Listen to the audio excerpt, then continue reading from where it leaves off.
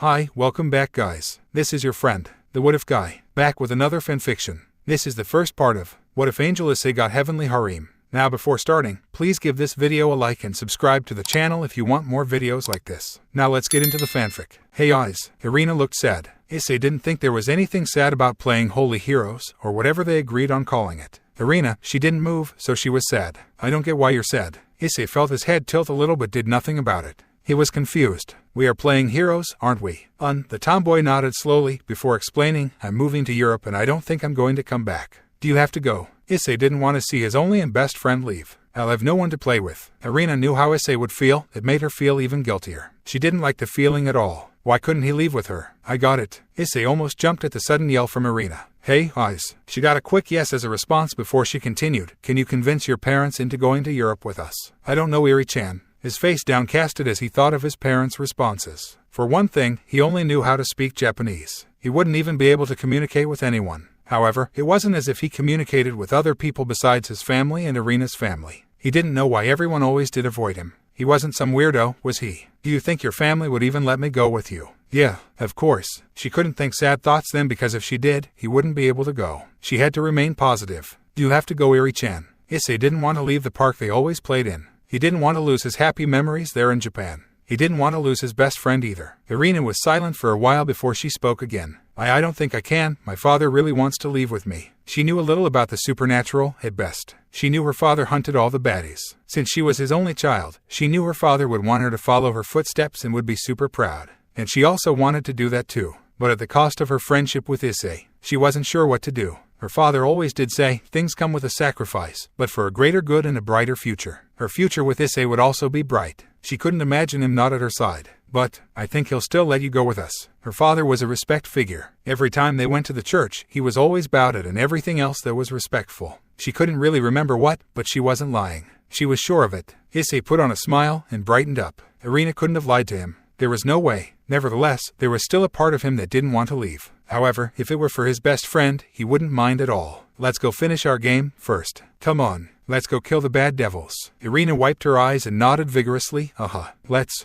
It was some number of hours after midday and a few till dawn. They were still playing until Irina's parents came by to take them home. Irina-chan, Issei-chan. The mother smiled gently as they ran together, racing each other to the car. Am I beat you, Iri? Issei began to pull forward and was breathing heavily. No, you're not. Issei's legs were started to give way and Irina took advantage to run past him. For one thing, Issei's family was a mundane family. They were no exorcist of sorts, no magic users, they were normal down to the roots. However, Irina's family contained many exorcists and were rather famous in their work. Consequently, for Issei to almost match Irina, who just began some basic training, that was rather astonishing. Not so much an arrogant sense, but nonetheless, a boy with no training in a normal life could compete with their daughter. That boy could make a fine exorcist and suitor. If only he could with them. They both carried themselves with childish heroism and were the best of friends. The parents found it hard to part them. Hey, Papa, Mama. She pulled them into a big hug as a loving greeting. She let go and jumped up and down. It was kind of odd. The parents were sure that the last run had drained her energy. Can eyes come with us? To Europe. Why? The parents were speechless. They knew they should have seen it coming, but it was still shocking nonetheless. For one thing, they were going to pull a child from their parents if they didn't go. Irina's parents couldn't imagine Irina leaving without them. Do his parents know? At this Issei answered, no, not yet. But, Amego asked them. His innocence made the parents retract on their statement of it being unlikely that he would be able to go. The parents honestly had a hard time choosing whether to break their hopes or not. To break them, it would bring to the harsh reality and away from their child delusions, or let them keep their innocence. But, for all they knew, Issei could go with them, even despite their own thoughts. Okay, what are you waiting for? Let's get a move on. The two kids cheered together and jumped into the car. Mrs. Shido shot Mr. Shido a glance. While it was disapproving or not, he didn't know. She got into the car and listened to the children play some sort of game. She smiled gently, with an underlying sense of sadness. She couldn't find it within her to break it to them either. It was very unlikely that he would be able to go. This is your stop, Issei-kun. Irina's mother noticed that weren't paying attention, even after she said her statement. She really didn't want to break them up, but it was now or never. Never was never an option. Hey, Issei, she spoke louder to gain his attention. We're at your house. Him frowned slightly before smiling. Okay, I got it. Amego asked my parents. He hopped out the car and ran towards his front door, where his parents were waiting since they heard the car pull up in the driveway. Issei smiled as brilliantly as he could and stared at his parents. Then he mustered the most cutest and undeniable voice he could gather before speaking. Aka-san, Adu-san, can I go to Europe with Irina? The parents of Issei looked at each other. Both their expressions held different emotions. The father held forged serious and the mother held a worried look. No, the father's tone was gravely serious and first time Issei has ever heard him speak in such a way. But, it's the same answer, Issei. As the male, Masaru, spoke, Issei's mother, Megumi, bit her lip and worriedly looked back and forth between them. Issei turned to the ground and let his hair overshadow his face. Got it. From there, he mourned his lose and trudged himself in his house, to his room. She worried for the both of them. It was his first time acting such a way because parents do regret what they do and how. For the both of them, they were still learning on how to raise a child. Whether they were doing something wrong or not, they would not know. Being without other family did have its downfalls, especially when it wasn't voluntary. Masaru, don't you think that was a bit too harsh? I'm sorry, the fishing rod just came to mind and I just spoke. I didn't mean to be so harsh. Sorry. Masaru looked away. It wasn't manly to show tear, now was it? But still, he did need to get the answer straight. The clouds ahead rumbled, signaling a storm coming. I just hope he doesn't change. He already doesn't like fishing, you know. Megumi started to head inside. Right. Whether it was to the first, second, or both parts of her speech, she didn't know. She could only hope it didn't affect the whole family's relationship. However, when she went inside the house, she saw his lips move but didn't hear his voice. Sorry, Krek. The storm started with a spectacular entrance. Sorry. From there he headed inside his adobe after waving off the Shido's car. Issei was home alone since his parents left him alone. Even still, they wondered if it was okay to leave the child home by himself, especially at his age. He began to leave the door and spoke to no one in particular. Haru-san, Aka-san, I'm going to the park. The park where I played with Irina. The name, after I think about it, was rather girly. Pictures of Iri-chan flashed in her mind. He did have girly eyes and wasn't able to take baths with him. But that could be because of the Christian things or whatever. Eyes-kun, isn't that? Iri-chan, why? He pulled me into a big hug. This is going to be the last time I see you, Eyes. I want to have the most fun ever. Girls don't act this way. I'll ask him later. Let's go. It was getting down by the time they stopped. Irina and Issei were just sitting in adjacent swings, sitting in peaceful silence. It was odd for youth-filled children to act in such a way. Hey, Iri-chan. Issei groveled his feet into the ground to stop his steady swinging. He stopped his swing and looked my way. Nini, Irina, are you a girl? Yes. After all, Irina thought that Issei always knew. Oh, I knew I was just what? Issei fell from his seat on the swing in latent surprise. Since when? Moo. Since forever, Baka Eyes. Avhatha. She laughed at his face. It was cute with confusion. But, at the same time, she knew it would be the last time she would see it. Me, Eyes, will you miss me? For a moment, Issei sat unsure of the answer. And Irina, in turn, feared what his answer was going to be until he smiled, brightly. Of course, even if you were a girl, I may miss you so much, Eyes. She jumped atop him with tears. I don't want to leave. I don't want to leave, Eyes. I don't either. Issei stared at the sky with wanting. He could only wish he could go with her, or she. It felt odd changing he into she. Or she goes and stays with him. But there was nothing neither of them could do. I'm going to really miss you, Irina. Issei, Irina. It was her mom calling her. Issei, Irina. We're going now. She sounded as if she were in a rush. I'm sorry, but it's fine. Iri-chan, Issei smiled, calmly, and waved. I don't think you should keep your mom waiting any longer. Irina sprinted and took one last look as she waved. I'll never forget you, Eyes.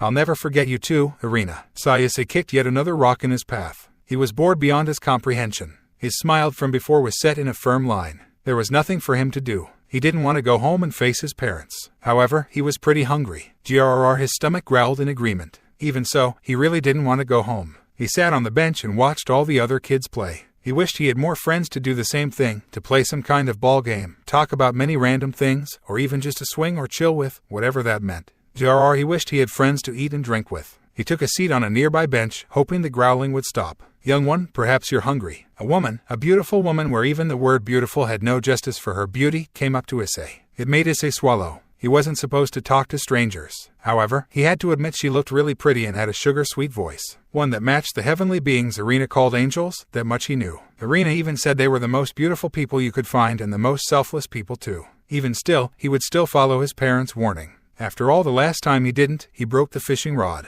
I'm fine, he blushed. He felt so weird talking this woman. He had no idea how to describe his feelings. They were just numbed and awkward. She took a seat next to Issei on the fine-grained wood bench. She held a steaming sweet bun to his hands. I hate to see such a child in need of food. So please, take it. Her hands felt smooth, gentle and warm. Whether if it was from the hot bun or if it was naturally hot, Issei had no idea. But, I don't have anything else to give to you. Seeing a smile on a lovely child is enough for me. Her smile made something in him flutter. With that flutter brought a smile to his face. Is this all right? She ruffled his hair. Yes, of course. She smiled with heavenly warmth. I'm Gabriel. Just call me Gabriel-chan. How about it, Ni? Her cute pose made him. He's never done that from a girl, Mooney's Irina. She struck her tongue out and the fingers, attached to her left hand, were taking a V-shape under her left cheek. What's your name, young child? I'm Wallowed Issei. Nice to meet you. He felt oddly but really happy, even with one conversation with her. Nice to meet you, Issei-kun. I mean, can I call you Issei? The smile from her face stayed planted, engraved almost. Yes, of course. She looked at her watch and frowned lightly before returning to Issei. It seems I got to go. That also made Issei frown. Will you be here tomorrow, too? He really wanted her to say yes. Otherwise, he would be all alone again. She paused from her action of leaving her seat and looked at him. Her light frown became a gentle smile. I think I may. Yada. He jumped from his seat and hugged her leg. See you tomorrow. They took their separate ways. Mommy, I met a pretty girl. Her name was Gabriel. He hugged his mom after entering his home. She was really nice. She gave me food when I got hungry. That's nice. Megumi was somewhat afraid as to where he went or if he was going to come back. Nevertheless, by looking at him now, none of it mattered. Only that he was happy, and she could be any happier. Aka-san, can I go back to the park tomorrow? Can I? She said she'll meet up with me again. He squirmed a little as his mother picked him up from the ground effortlessly. Only if I get to meet this Gabriel, and thank her for making you happy, ni. She smiled as he cheered. You hungry for your favorite? The soupy Hayadu special. Oh, yes. The father at the table smiled behind his late-night newspaper. There was nothing to worry about either. There's going to be real food. He smirked under his paper as he knew his wife could most defiantly hear him. Baka. A flying pan hit Masaru in his forehead. Direct hit. KKKOOO. Fatality. Those phrases went through Issei's mind from his video games or some he watched somewhere before. Issei laughed his parents' playfulness. Soon, the whole family joined him. Their family, jolly with tight closeness because of just one little boy.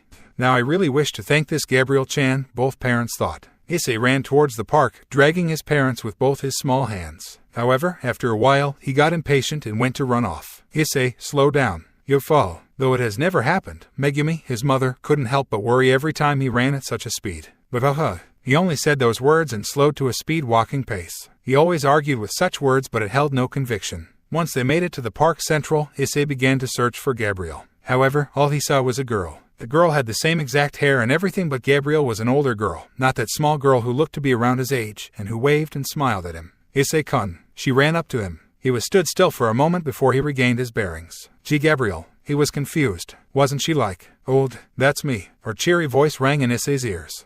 He only felt this way after he realized Irina was a girl. And it wasn't because he was scared of cooties or anything. Something about them both threw him off. Okay, but my parents came by and wanted to say hi. He moved to the side to allow Gabriel to see his parents and his parents see the famous Gabriel. Gabriel saw a woman wearing a pink blouse and a modest pink and white checkered skirt. By her side was a man who wore a simple white tee with a design of a weapon of sorts and dark blue jeans. Masaru smirked and began to approach the two children. So this is the little lady who took care of my son when he went out. She's cute, I got to tell you, Izurk. Masaru's wife elbowed him and his smirk disappeared along with most of his pride. Don't mind him. Good afternoon, Gabriel-chan. How are you? Hayadu Megumi smiled at the girl and crouched down to get closer to the girl who had otherworldly beauty, especially at her age. Good afternoon, I'm having a great time since Issei-kun is here. She cheerfully and respectfully answered Megumi. Thankfully, Mittelt had let her take a break again. She would have felt devastated to break her promise to Issei. She even swore on her pinky. Well, how about we have a picnic as a thank you for watching over my son, ni. She flicked her wrist at her husband and Masaru quickly ran for the car both in slight fear and for the materials. Haha, I didn't know we're having a picnic. He stood by his mother's leg and hugged it.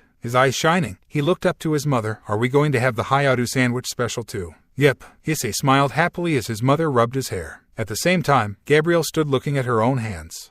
Are head pats really full of such love? Gabriel was never head patted by her father. Mittelt never gave her them either since she's seen other older children do that to the younger ones. Moo, I'm going to tell him to give me one with all the hard work I've been doing. She snapped out of thoughts when Issei called out to her. Hey, Gabriel, hurry up. The food will get cold. She looked towards Issei and saw him waving with glee along with his jolly family. Sorry. She ran for the hills, beneath some shade and next to her friend's family. Which one do you want first? A sandwich, some fruit or some soup? They're all really tasty. She observed the food with slight awe. I don't know which one to choose, eyes. He was scanning the food with such childish seriousness. In heaven, the food was good but there wasn't much variation. Not that she really minded. Which one do you recommend? She looked at his face. I'd say the fruit, cause it's best when fresh, ni. He smiled her way and Gabriel just had to return the smile. Yes, that sounds good. She looked at the fruit salad. I haven't had some pineapple in a while. Last time she had it was when she visited her fellow Metatron. He shown her his skills as a ninja. Faster than her eyes could see, he cut it into many small pieces. However, he had said he could only do it on a small scale. Thus, she cheered him on. Has he mastered it yet? Okay, the fruit it is. She hummed her way to the fruit and took a plate of various fruits. Using a fork, she stabbed a piece of pineapple. This is really good, she said after finishing her piece. Or a lot of hard work. How did Akasan make this? I dunno. Ask Haha, but it was really good, wasn't it? It was really good. She nodded vigorously, then returned to eating. Haha's cooking is the best. He stuffed another apple slice into his mouth. After finishing tasting everything, Gabriel realized something. She had yet to give thanks. She turned to the whispering adults. You Akasan, I really like your food and W would like to thank you for the food. She folded her hands and began remembering her Japanese manners. Then, she bowed on her knees, making sure not to spill her plate. She turned to her husband first. C2-san, she's a nice and polite girl. After saying her piece to her husband, she turned back to Gabriel with a smile. Well then, you're welcome, Gabriel-chan. I'm glad you like my food. Don't go wandering off too far. Megumi couldn't help but dote over the two children. She could only hope they didn't get hurt, or at least not too much if at all. We won't, her son yelled back, confident that he would. He never did. They'll be fine. They always were, weren't they? Masaru embraced his wife from behind as he referred to Irina and Issei. It's natural to worry, but I hope that girl does heal him. Yeah. Hey, Gabriel, why did you change? He pointed out what he was wondering the whole time after they got bored of everything on the playground. Gabriel wasn't too sure herself. I just thought it would be better this way. She smiled cheerfully and made a peace sign by her cheek again. Issei felt his cheeks flare again but ignored it because for one thing, he still didn't know what it was or meant. Does that mean you know magic or something? Oddly, he began to remember a dream he had not too long ago. That dream contained that wannabe scary dragon.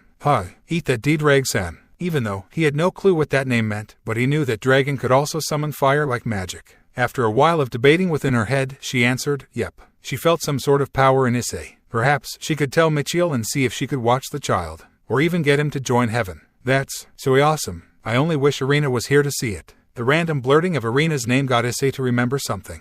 Doesn't that make you an angel? Irina said they were super nice like Gabriel, and grumpy old man D-Drag did say something about Gabriel and angels, but he was far too busy playing with the fire. What could he say? It shined, it sparkled. What kind of boy could say no to it in their dreams? Besides, old man D-Drag was far too boring, and too busy trying to scare him.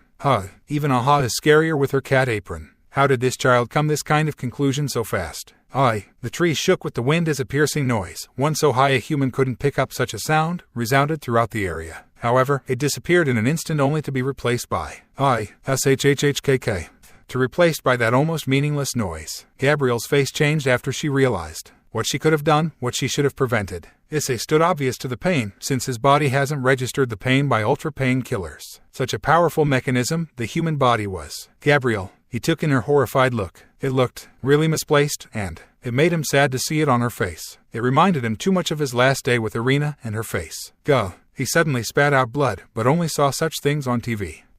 It happened again. He still didn't know why. Issei-kun, why you're... Her facade disappeared and her older yet more elegant features were starting to replace, minus her wings and halo. He followed her eyes down her body.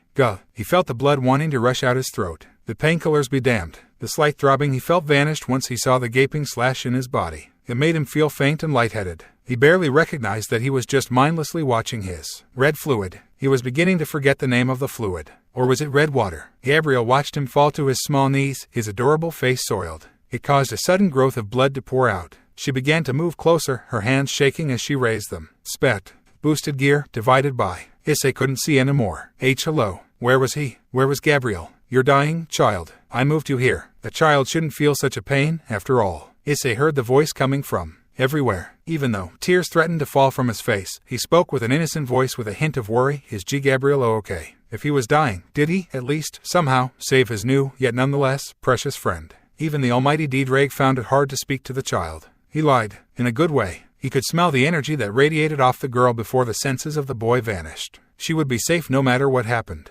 He let his tears fall as he fell to his knees. That's a relief. He moved his lower arm to his face and began to wipe away at his non-stop flow of tears. Baby, but I want to sco aka adu. I want them to please be happy. And don't BBS sad. I want to say GG goodbye and thank you. D-Drag grunted quietly within the shadows. He wondered when was the last time he saw such a death or the death of a child. D-Drag only regretted being awoken. He didn't need to see all that. He didn't need to hear all that. He definitely didn't need to lose a tear that dripped down his metaphysical face. He was a heavenly dragon, damn it. He certainly didn't feel like one. With Rainier, divided by. What? Wasn't a small girl a small girl? Whatever, it didn't matter, she would kill her too. She was just a normal human. though she faintly reminded her of a certain someone. A lot. Still, it didn't matter who she was. That made her smirk, rather evilly. No, she didn't have to kill her. She could let the sadness push the girl to depression. Let her die a sad woman. After all, it was morally wrong for her such a woman to fall in love with a child. And he was totally oblivious to the fact that she was a totally grown woman. The spear she made to stab the child was infused with anti-healing magic properties. She only used that spear for assassinations. After all, what was the point if the person, usually human, could heal somehow? It could only be countered by the only species to revive, devils. Not even a vampire's bite could save an individual. It was too slow. She had to hand it to Cockabeel. His lessons were paying off. It would only be a matter of time until she reached Azazel and her fourth wing. Whatever. She teleported off, hoping she could wait for that oblivious child of a devil. She didn't really care for his name, to get that nun. What was her name again? Raina forgot. Either way, that nun, who the older than he let on devil had his sights on for whatever reason, was going to help her. His contract with her be damned. It was her job to make sure that nun, her name not needed, made it to the city she was currently resided, Ku. However, it wasn't part of the contract that she take them, but that didn't matter to her or her group of fallen angels.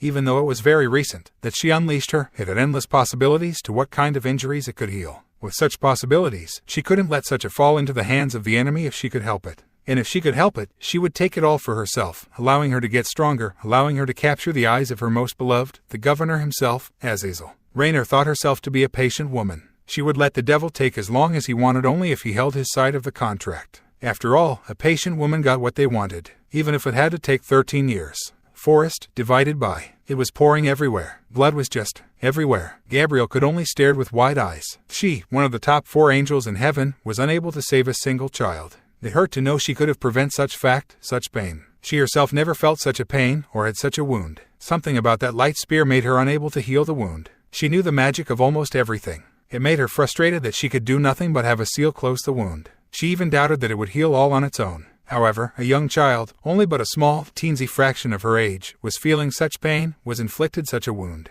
It wasn't right. It went against everything she and her brethren worked for. There was no way to revive the boy. If only her great father was still around, he would surely turn this boy into one of her brethren. He had angelic innocence that was every fiber within him. She'd grown attached to the boy, it was just something about him. The only sin she could think of that the boy had was that he wasn't born as an angel in the first place. At first she thought it was the smile on his face when she first saw him in a church, watching from up above. However, it wasn't quite that, rather something else she couldn't put her tongue on. She didn't know what it was that caused her to be a guardian angel for almost 3 years, observing his every move. Maybe it was the fact that it was her father's will for her to meet the boy. After all, she was her father's messenger to certain people. Would I be able to separate a child from their parents? The answer for her was no. She couldn't face them. She couldn't let the parents of such a lovely child be sad. The child wouldn't want that. He only wanted to strive to be what his parents wanted him to be and make them happy. In turn, he would be happy. After all, that's how she felt to her father. Thus, she became the famous messenger of God, one of the 4 archangels of heaven. She even once sent the cards. That's it, the cards. The day before, Michael held a meeting, the reason why Gabriel had to leave the day before, about finishing a prototype of the new revival system for new angels. However, they had yet to test such a thing. After all, they were no scientists, and kept closely to themselves after the death of her and her brethren's dear father, thus having very little if any knowledge of new technology that may or may not help them. The fall of the 5th level, the Grigori, didn't help in the least either. With her resolve steeled, she picked up the bloodied child and released her wings, signifying her readying to go to heaven. I will save you. Heaven, divided by. Welcome back, Gabriel. Michael stood before the glowing light that only Gabriel could create. Each angel had their own shade of holy light that only they could create, and Gabriel's was a light that reminded Michael of their father, a level of yellow holiness not even Michael, the strongest of angels, could produce if he tried. However, he wasn't expecting the bloodied child in her arms. And Michael, her voice cracked slightly, can we test the card on this child? Aye, please. Her voice was weak and so unlike her usual bubbly self. For one thing, the tests from before the first real prototype ended with a much different outcome than it should have gotten. It gave the church the power to brand Excalibur wielders. Michael regretted misplacing his trust. It ended terribly, and with a certain blonde boy falling into the hands of the devils. Do you believe this will work? Michael didn't want to doubt his sister, but the trial that took place many years ago made him think so. I have to. The amount of resolve in her voice took him aback a bit. So did the tears he just noticed. Just how did the child that was barely a meager fraction of their age affect his dear sister so much? Okay, place him over there. He pointed to a bed that was similar to one in a doctor's room. I'll get the card. Do you have any card in mind specifically? He waited silently by the door of the room. Just grab them all. Gabriel was barely functioning at that point of time. She was trying her best to at least slow his bleeding and whatever else she could manage. Got it. For his sister and the child's sake, he hoped the cards worked. Once Michael turned his back and closed the door, a green light swallowed the room. Once it watered down, Gabriel noticed it came from a gem on Issei's hand. Why? Do you want to help this child, Angel? This voice. It was. Dreg. Answer the question, Angel. There are only moments before even my power isn't enough. Why yes, of course. She did bring him to heaven after all. However, she was quite puzzled. Since when was the infamous just but a small jewel? Why? Even though she was hesitant, she still moved her hands towards the radiating gem. He ignored her question and continued his instructions. The glowing object the shape of Yang or Yin appeared over her hands, floating. It felt, for the lack of a fitting word, nice or Yang. His soul. Gabriel was flabbergasted. A soul was the literal personality of an individual. No wonder she felt such a similar aura to Issei's own aura. However, unlike the usually aura from the boy, it felt pure, like Dreg took the. Again, he ignored her. Time waited for no one after all, onto the card, then onto the gem. Easy as that, I'll do the rest. It would be easier for soul to bond to the card than rearranging the soul than having to rearrange the soul and shove a foreign object to where it didn't belong. After all, he did have a host who once was reincarnated into a devil, allowing him to fairly study. Gabriel, I've retrieved them. Michael strived into the room, oblivious to the new presence. Which one is the strongest? Michael stood shocked. It was Red Dragon Emperor, Dreg, awakened so early. Much earlier than ever before by his prior knowledge. I think it's the. She hoped she wasn't wrong. He dared people to call him a. Dreg only hoped he wouldn't have to deal with such madness. Being a joke. He, one of most strongest beings, a joke. Madness. Following the dragon's directions, Gabriel cautiously placed the curved droplet-shaped object onto the card. Michael and Gabriel watched in awe as it slowly melted and covered the card in green liquid. Then Gabriel moved it over the slightly glowing gem. In a flash of green radiance, the blindly glowing card vanished. As much as it pained him to say such, he would only allow for Gabriel, the one angel his host liked, to command his host. I got it. She focused her angelic powers through her hands with all her faith. She just had to let this boy live. She couldn't let him down. Gabriel found that she couldn't send magic into the boy anymore, causing her to blink in mild confusion. Did it work? Yes, of course. With tears beginning to stream down her face, she began healing her. Her radiance actually allowed for her to heal his wounds. It made her smile, brightly. I'm glad. RRRGGH. Child Issei groaned lightly as he slowly wiped his eyes. His arms felt really dull and so did the rest of his body after he regained his sense of feeling, though rather slowly. Why? The last thing Issei remembered was. It took a moment to regain his memories. The last thing he remembered was the trees that surrounded Gabriel as her face was twisted in fear and the blackness he couldn't see anything in. However, he felt himself grow sad at remembering Gabriel's face. While he knew it was fear, he knew it was fear for him. Rather, it was fear of what was happening to him. That was the only thing he could wrap his mind around. While he knew it was a variation of fear, he knew it wasn't technically fear. It was some emotion he knew he hasn't learned yet. However, that realization didn't help that he had caused the saddening emotion, somehow, in a way. Or the fact that he can't remember ever coming to the divine place he currently resided in. He slowly began to realize his surroundings and it made him think he was dreaming. He was literally surrounded by clouds, yet they did not give way to everything atop them, he himself above added to that fact. Within the cloud room, there were no objects but the really soft bed he was on. It felt as if he were literally surrounded by clouds, as if his bed swallowed everything but his head. It was bright, like the sun in the sky bright, yet that fact did not bother him. No, rather, he felt empowered by the light. And even without any source of light sources that he knew of, the place lit where even all shades of darkness was chased out, eternally. Moo, that noise. He felt weird from the sound, he couldn't understand why though. He tried to shift but he was snugly trapped in something warm. If that noise was there, that meant there had to be a person. He hesitantly started, tensely as someone there.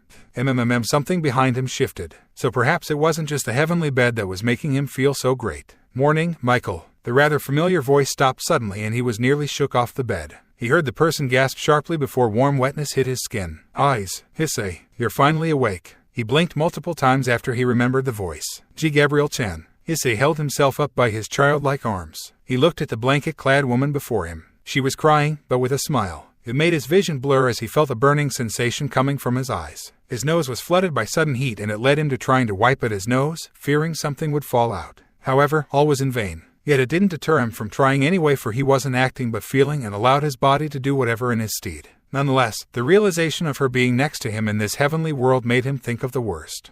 Are we in heaven? Even after the being had told him she would be fine. She smiled, but he wasn't sure if in sadness or happiness as every image he saw was blurred. Yes, we are. I'm dead.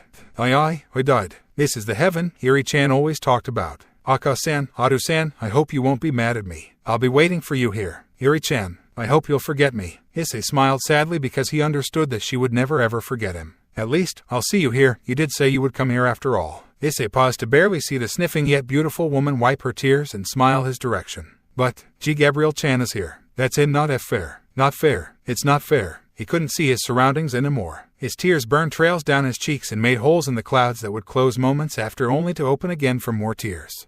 Ugh. He hiccuped and hated the noise but didn't dwell on it, for it was matterless in the form of holy death. It's not fair. Issei kept wiping at his eyes, trying his hardest to stop the useless trail of salt water. Issei suddenly was pulled into an embrace. He looked up, trying his damn hardest to see her face with his forever flow of warm tears. He couldn't see it, but he knew Gabriel didn't want to die either. He couldn't help but to feel for her, along with the people mourning his death or for the people who has died. Aka-san, Adu-san will be sad. It's okay, Issei. Really it is. She pulled his head deeper into the soft objects that threatened to swallow his head. When he began speaking, it made Gabriel realize he was mourning the fact that he died. She too would have mourned over his death even with the small moments, when compared to her lifespan, of gentle vitality she genuinely had with him. I apologize for not understanding your matter of words. I really do. A hand went through his hair. That action, she unintentionally copied from his mother, managed to calm him into a sniffling mess. We're not dead. You asked if I was an angel, remember? He nodded as his heartbeat, chest quaking, and breathing began slowing and stabilizing. Well, guess what? She paused and knew Issei wasn't going to respond and yet paused anyway. I'm your guardian angel. A vibration from her bosom meant Issei was saying something. She lifted him slowly from her. Sniff, you're really an angel. How like Iri-chan said. She smiled brightly. Yay, I've always have been. Angel was the last word Issei said before he succumbed to some sort of stress he never felt. She held him as she lured him deeper into his gentle yet sudden sleep. Her mind took her to Issei's previous words. I don't think it's fair that I take you from your parents or your beloved friend. However, I don't think it's fair that I took most of your humanity away. Gabriel placed him onto the bed as she too laid down. However, this time she had him facing her. She stared longingly at his face. She felt rather weird, but she just ignored the notion and pushed it into the depths of her mind. She slowly and hesitantly brushed away hair from his face with slender fingers. After, she wiped away his tears with a gentle flick of a thumb. She gently forced her holy aura into Issei. In turn, a golden halo appeared from over his head and 2 pair of pure white wings sprouted from his back. Father, was this your plan of peace? Was it your plan to give us your power? To bring the beginnings of stable peace? She was her father's messenger after all. She only had one mission, to fulfill her father's will. That will was forever peace for all races. She smiled as she related that her father's view of things that also corresponded with Issei's. They both saw 2 sides of a matter. However, how impossible the notion of eternal peace didn't matter. It only mattered that the boy before her would definitely help bring to that peace. And with her by his side, that boy was her father's receiver, her, and more importantly, her first true friend. That boy was the first reincarnated angel in centuries, the fastest awakened Sekiryuite. That boy's name was Hayao Issei. He would bring her wish to life, even if that wish was lost even on her Earth. About 2 days before Issei's awakening. Issei, Gabriel, it was getting late. However, Megumi couldn't help but feel that something was up. She went away from her husband. Issei, where are you? Eyes, I can't find him. Megumi yelled as frantically searched for him. Her eyes swelled with tears. There was no trace of the 2 children. Nothing. No trail, no camera feed, no blood. Nothing. While there was no blood, it didn't help that she couldn't find either of the 2 children. She fell to her knees on the harsh stone pavement. Her pink and white checked skirt did not protect her knees since it was forced up as Megumi fell in pure despair and came down around her. She felt the dull pain flash throughout her body, but that pain was nothing compared to the pain of losing her child. Her only child and last. Losing a child for a 3rd time. Her vision blurred, almost blindingly so, as she felt her head spin. Her world was like a wet painting being spun, losing color, shape, and meaning.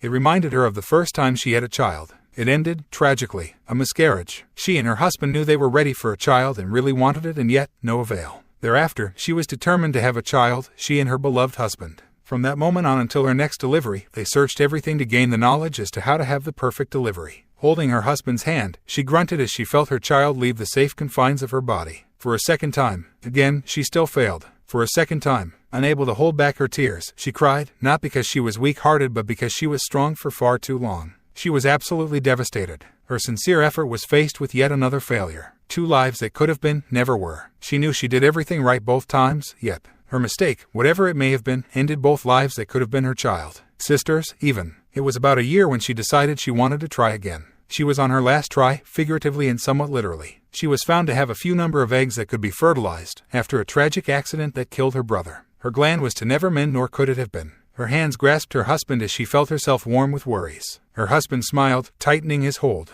It'll work, he simply said. It has to, was what each other knew they were thinking. Thus, her son, her dearly loved son, Hayao Issei, was birthed and showered with love. Yet, the regret of failing to deliver a child, moreover too, scarred her severely. Even to that day, she didn't want another child in fear of killing the could-have-been child that could have been hers. Nevertheless, it only furthered the fact that she failed to protect her child. He was nowhere to be found. She couldn't have felt more devastated. She wanted to barf, hurl, yell, scream, cry, sob, search till next day's daybreak, and yet give up at the same time. Despite everything, she bitterly added. The last choice was fairly attractive, yet were so the others. However, she wouldn't dare. She couldn't do that to her beloved son, to her husband that also shared her fears and joy. Issei, she couldn't abandon him after all she has done, all her husband done along with her. She couldn't lose him after all she's done. Megumi, strong yet gentle arms wrapped around her waist. There isn't much more we can do. Even though his voice was strong and blunt, she knew it was for her sake. I have already contacted the police, so let's go home. He stopped and strengthened his hold and rubbed her head with his chin. At least until tomorrow, he added as his wife leaned back into him. Nasoru, I. She covered his arms and hands with her own, fondly rubbing them as her tears fell at a quickening rate. I feel the same. She felt something wet fall upon the back of her neck, sliding slowly as it was absorbed into her skin. He was crying right alongside her. As always, he'll never be alone. Heaven, last chapter's end. Issei woke up without a shirt and with a weird sensation on his back. It was felt as if something was sticking out his back, yet it felt as if it was always there and really delicate. He struggled against Gabriel's body in vain, trying to stretch. Oh no. Gabriel, are you awake? She snuggled closer to him as her mouth opened to yawn quietly. She took a few moments to blink repeatedly since she wasn't used to awakening in such a comfortable position. Just a moment. She stopped blinking and took in the face of the newly revived angel, the first ever in centuries, only a few inches below her chin. How are you, eyes? Issei furrowed his eyebrows at that. He wasn't too sure how to describe his weird sensation across his back. My back feels different. At that, she blinked in slight surprise. She forgot to force close his wings back into his back, somehow. As a result, the wings were awkwardly positioned during their sleep. She smiled towards him, somewhat awkwardly. Gabriel lifted herself from the bed with one hand and the other kept the blanket held over her shoulders, or at least from dropping below her shoulders. She simply said, Issei, you're an angel. Then she released her own 6 pairs of wings and the ever-radiant halo atop her. Issei gaped in surprise. He stared as the white feathers soared and swayed before hitting the floor or the bed. Do I have those? After all, she did say he was an angel. Her smile grew, though she wasn't too sure why. Of course, come, sit up. She used the arm that held her up and made the motion of lifting something. She waited, ever patiently, ever forgiving, not that she minded in the first place. It was her fault in the first place after all. She smiled at the unbalancedness he had as he rose. It made her remember the old times. Those times was when angels were birthed or reincarnated left and right and struggled to even walk since they couldn't hide their wings within their back. With perfectly right curiosity, Issei felt slightly complied to rise. He also felt warm in the face, slightly, as his chest hit the cooler air outside the perfectly warm blankets. He turned his neck, almost straining his neck, to look at his back. He had the same wings as Gabriel. However, he only had 2 pairs instead of 6 pairs of wings. I have these, he said in disbelief. Gabriel nodded, feeling proud, or whatever the feeling, it made her smile wider. You also have a halo above your head. She pointed above her head at her own halo. Each has their own specialized radiance. I have to say, your radiance is quite beautiful, she said as she leaned forward to inspect the halo. It was similar her own. However, she has never felt such a connection to a halo like Issei's before. Maybe it was one of perks of being, to be able to tell who was hers, not that she would consider them being those who she would use the cards on, her own. Issei looked away from Gabriel after seeing something that made him blush heavily. His mother always said the chest area for a girl was special and sacred and shouldn't be seen unless they were willing to, and that he should look away if he did. However, if he found that other old person in the park, it would have changed him in ways one couldn't comprehend. He did exactly what his mother told him, yet he couldn't fight down the heat in his cheeks and almost couldn't fight the instinct to stare. Gabriel, your sea chest. However, he felt as if cold water fell upon him, his thoughts were changed and warped. Yet, he felt natural, as if it always happened. Gabriel blinked as she saw Issei's wings flicker. She looked down towards her chest. Her blanket had fallen from her chest, she failed to realize. She giggled, softly. Sorry, she said as she, with a wave of her hand, magically gained clothes on her body. Come here, eyes, I'll put some clothes on you too. All right. Issei turned back to Gabriel, taking in the simple strapless white gown. Gabriel put a hand to her chin as she thought of the perfect outfit for Issei. She blushed as she was just dressing a boy who was a meager fraction of her age. It didn't help that it was like she was a mother, an experience she has never felt. She frowned slightly at her last thought before giving Issei a simple white t-shirt and blue shorts. No, this won't work, she muttered.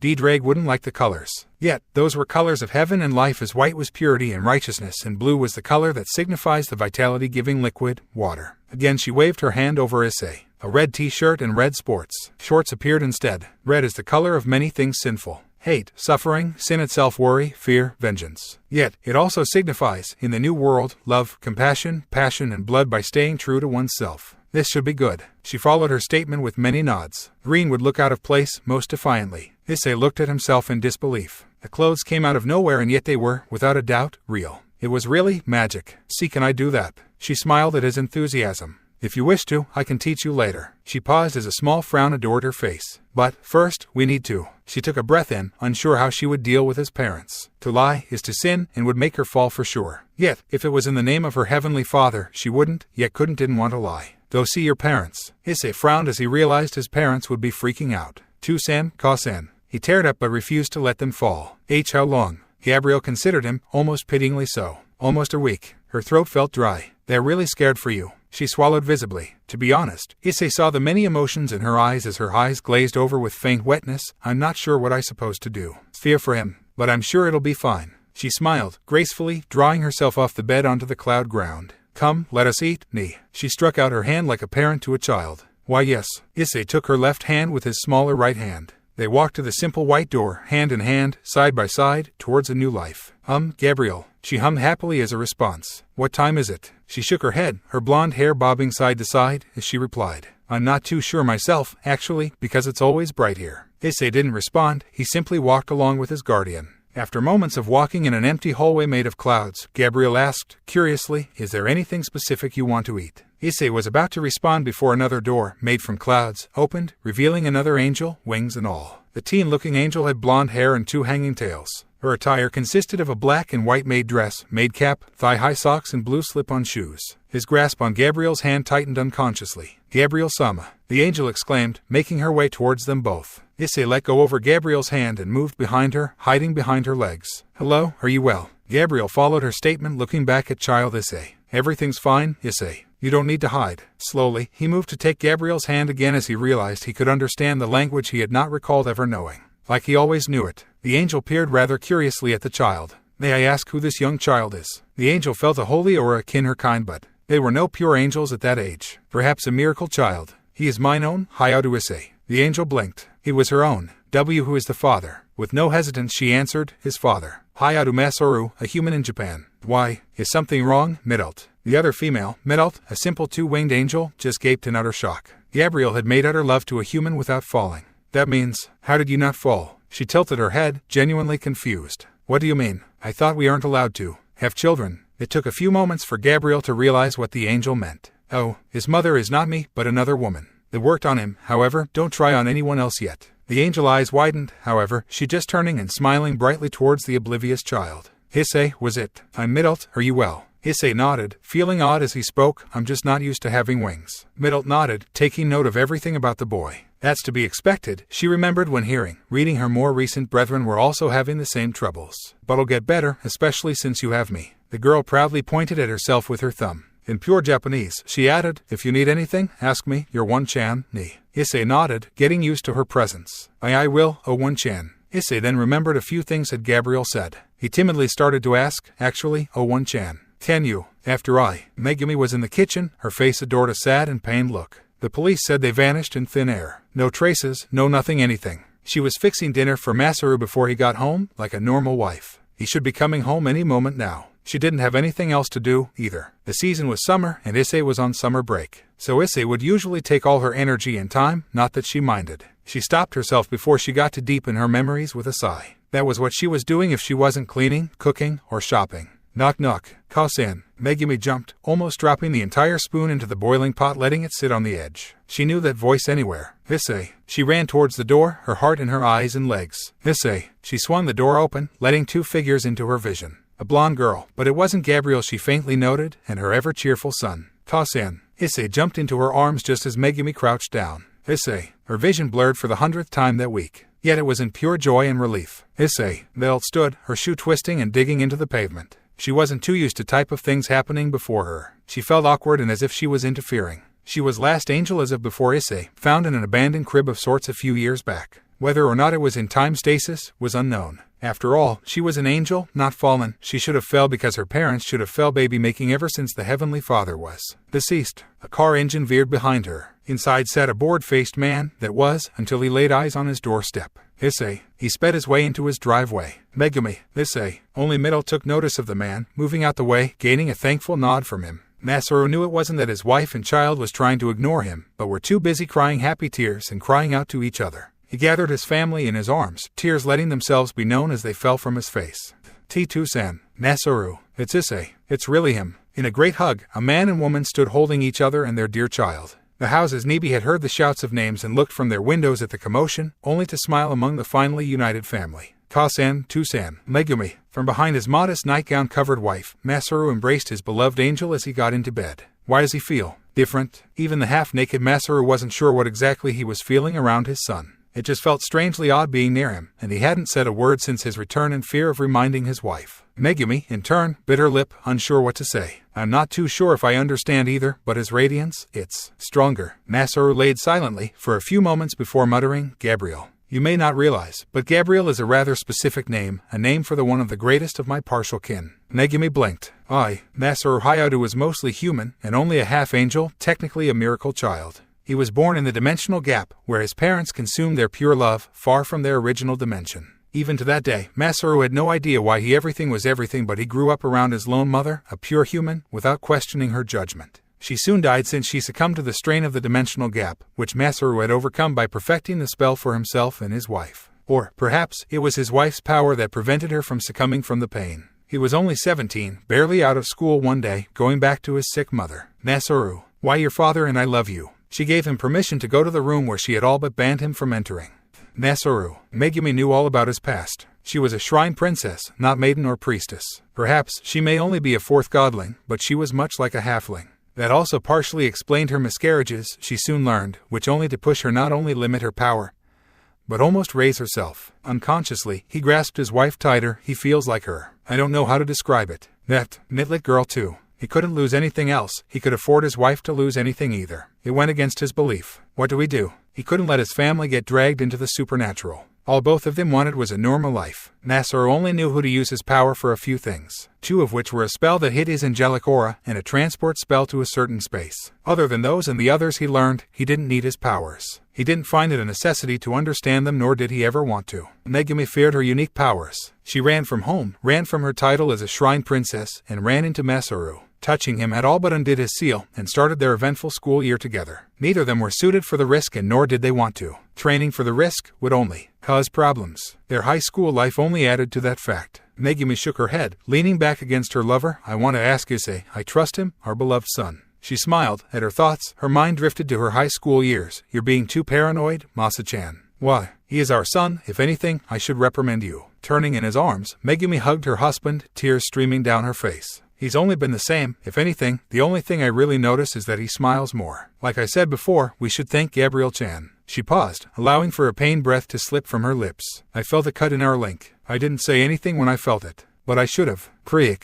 Ka-san, Tu-san. Turning back, Masaru saw his cherished child, rub his eyes as if he just woke up. Can I sleep with you? Glancing up and over to her son, Megumi rose from her spot, rubbing at her eyes much like Issei was. Why yes, we would like that. She smiled at her son. Issei was dragging his red blanket, cutely looking at them with half-closed eyes. See, can I get a pickup? He raised his arms at his question, as if he expected a yes. I got this, wait here, May. She pouted at the name, though she couldn't really say anything. After all, she did call him Masa-chan. Once he got his son in his arms, he aimed Issei to his wife. Look at Ka-san, isn't she pretty? Megumi with her white nightgown simply sat watching the two boys interact. Ka-san could be the most beautiful woman in the world. She didn't have a large chest, but her lightly tanned skin shined in the moonlight as her amber tresses laid over her left shoulder. It also framed her head perfectly. Ka-san is pretty, Issei said as his father placed him on the bed and soon was followed by his father. Megumi's blush darkened as she heard her son describe her. Come over here. With it she held her arms open. Ka-san. Masaru smiled down towards his wife and child, who both slept soundly wrapped in his arms. In between his own and his wife's arms, Issei slept peacefully, moving every once in a while. Masaru couldn't sleep. Why, was what he couldn't understand as he felt a strong urge to go outside. He ignored it at first, but he soon relented. Sitting at his doorstep was a blonde girl who looked faintly familiar. However, hearing the door click and open, the person turned. A sugary voice soon filled his ears. I apologize for waking you at this time, but I had to talk to you. I wish to start all over. I'm sorry, but I don't think I understand. Her presence wasn't hidden at the least, but he didn't feel threatened in any way. I'm your child's friend, Gabriel, a seraph out of 9. I wish to make amends. His eyes widened at her 10 wings. I wasn't wrong. Masaru collected his thoughts before speaking. Do you? Is there a barrier? The woman, Gabriel, looked at him in surprise before she nodded slowly. Gabriel looked surprised as he freed his wings, his 4 wings. I am the child's father, Masaru, what's it called again? Ah, a miracle child, right. He made a gesture towards the ground next to Gabriel. May I take a seat? Blinking, Gabriel barely responded. This is your home. I take it that miracle children are rare. He watched her nod solemnly. Her thoughts were on her father. Your parent. Who? Dead. Masaru sighed. If it weren't for the fact that you saved my son, I'm not too sure what I would do. He stopped, and simply staring up at the sky. That made Gabriel remember her original reason for going to the house. It's all my fault. I was being a little girl. He glanced at her. I don't think angels are good at acting, 'cause I, for one, can't act on my life. You really did look curious and all that childish stuff. He bowed. Gabriel, thank you for saving my son. No, please raise your head. She looked at the sky in a similar manner as Masaru did. I took his freedom, and my presence caused him and his family unheeded and unnecessary pain. You protected my son in my place. I can't forgive myself. He stared towards the heavens again, clenching his hands into almost blood-drawing fist. I have a few questions, if I may ask. She shook her head in a dismissive manner. You don't need to be so formal with me. But, ask away. How did you revive him? The question shocked the dubbed strongest woman in heaven, but she knew she should have saw it coming. She shook her head. I apologize. I don't think I'm allowed to answer that question. He nodded. I understand. Another girl came to his mind. Why did Mittelt come in the place of you? Gabriel tilted her head for a second. That was Issei's idea. However, I'm not sure if I understand too. She put a hand to her lip. But I think he was trying to protect you, somehow. Silence took over. Gabriel, unused to speaking to people, only waited. Masaru mulled over his conversation with his wife. What do I do now? Gabriel bit her lip, a sign of nervousness. I don't know if you'll permit it, but I promise that I'll teach him. She stole a glance to the man. If he wasn't willing, Gabriel wasn't sure what to do. She didn't want to break her promises. Is that so? Masaru found himself chuckling slightly. I'm a bit tempted to join, and I should have seen it coming. Will he change? Gabriel smiled at that phrase. I don't think that child will ever change. He has an unbendable spirit. That's what kept him from changing. Is there anything I should know or should do? Gabriel's smile softened. I don't believe there isn't anything else Issei wouldn't tell you. She looked at him. As for your second question, her wings left her back and her halo blinked as if were a dead light bulb before it faded away entirely. Just do what you think is right. After all, you haven't fell. Since Masaru was a half-angel, Gabriel knew he had less restriction placed on him by God's system. However, ever since he had perished, the system wasn't as strong as it was before. Whether it placed more or less restrictions on him, Gabriel didn't know. But she did know that he had yet to fall. Finally, she spoke with full conviction. All your decisions were pure, and I most certainly believe that. Plus, Sunday morning. Kasan, I'm cold. The water. It's too cold. Issei shivered as he sat with his mother washing him. Megumi only smiled awkwardly. It's not even that cold. I don't get why you hate warm water. She shook her head. A great smile appeared on her face. We're almost done, eyes. Then, I'll make the ultimate meal for you. Oh, the ultimate. Walking with a piece of toast bread in his hand, he followed his mother who stood at their door. Kasan, who's at the Issei stopped at the sight of a certain old female. With a smile, the not-so-stranger waved, gently, good morning, eyes, Megumi-san. Issei's mother blinked. That hair. It couldn't be. Gabriel, is that you? Good morning, everyone. Gabriel. Megumi turned to see her husband make his way behind her. I spoke to her last night. But she didn't continue, only gaped in shock. Suddenly, the blonde woman interjected, Megumi, can I talk to you? Gabriel then shook her hands in front of her. It doesn't really matter if everyone's there. Her expression went south. Just wish to apologize. And no, everything's fine. Just, please, come in first. Megumi allowed herself to touch the beauty and tug her in, lightly. She stuck her head out the crack her door made, and allowed herself to look both ways, before shutting the front door. Tea, thank you for the tea. Gabriel felt herself shy from the family before her as she failingly hid behind her cup. Gabriel was seated at the far end of the dinner table, having Issei, who was confused and quiet as if he noticed something, seated adjacent to her. Next to Issei was his mother, and across Megumi was the father. So, Megumi started, unsure how to address the timid girl. Gabriel-san, what's the matter? Gabriel couldn't understand how they treated her so normally, or even forgave her so easily. She stole their son from them. Gabriel bowed, a notion she learned from watching Issei. Before she spoke, she felt her throat dry. Her voice cracked as she spoke. I am sorry. I couldn't protect Issei. Masaru opened his mouth, but his wife cut him off, making him take a side glance towards her. Megumi was taken aback, but got to her senses first. Gabriel, please raise your head. Megumi smiled at the girl once Gabriel looked her way. As Megumi spoke, she felt her eyes water. If you haven't been there, I fear. No, I dread what I couldn't do. If anything, I wish to express my eternal gratitude. You saved my son in my place. She bowed in a similar manner to Gabriel. Almost choking on her emotions, Megumi allowed herself to finish, "Thank you so much. But I didn't. This will just go in circles." Masaru sighed, "This isn't healthy." It caused Megumi to smile and Gabriel to become confused. "Nini, Issei." Megumi stopped seeing her young child. Ara, how cute. Her child slept with his head tilted, almost straining his neck. "Let's let the child sleep." The other two nodded in agreement as Megumi lifted Issei into her arms and walked to his room. After a moment of silence, Masaru left his seat. "It was never you to blame. It wasn't your fault." As he passed the young woman, he grasped her shoulder lightly. "Feel free to visit whenever or stay until my child awakes."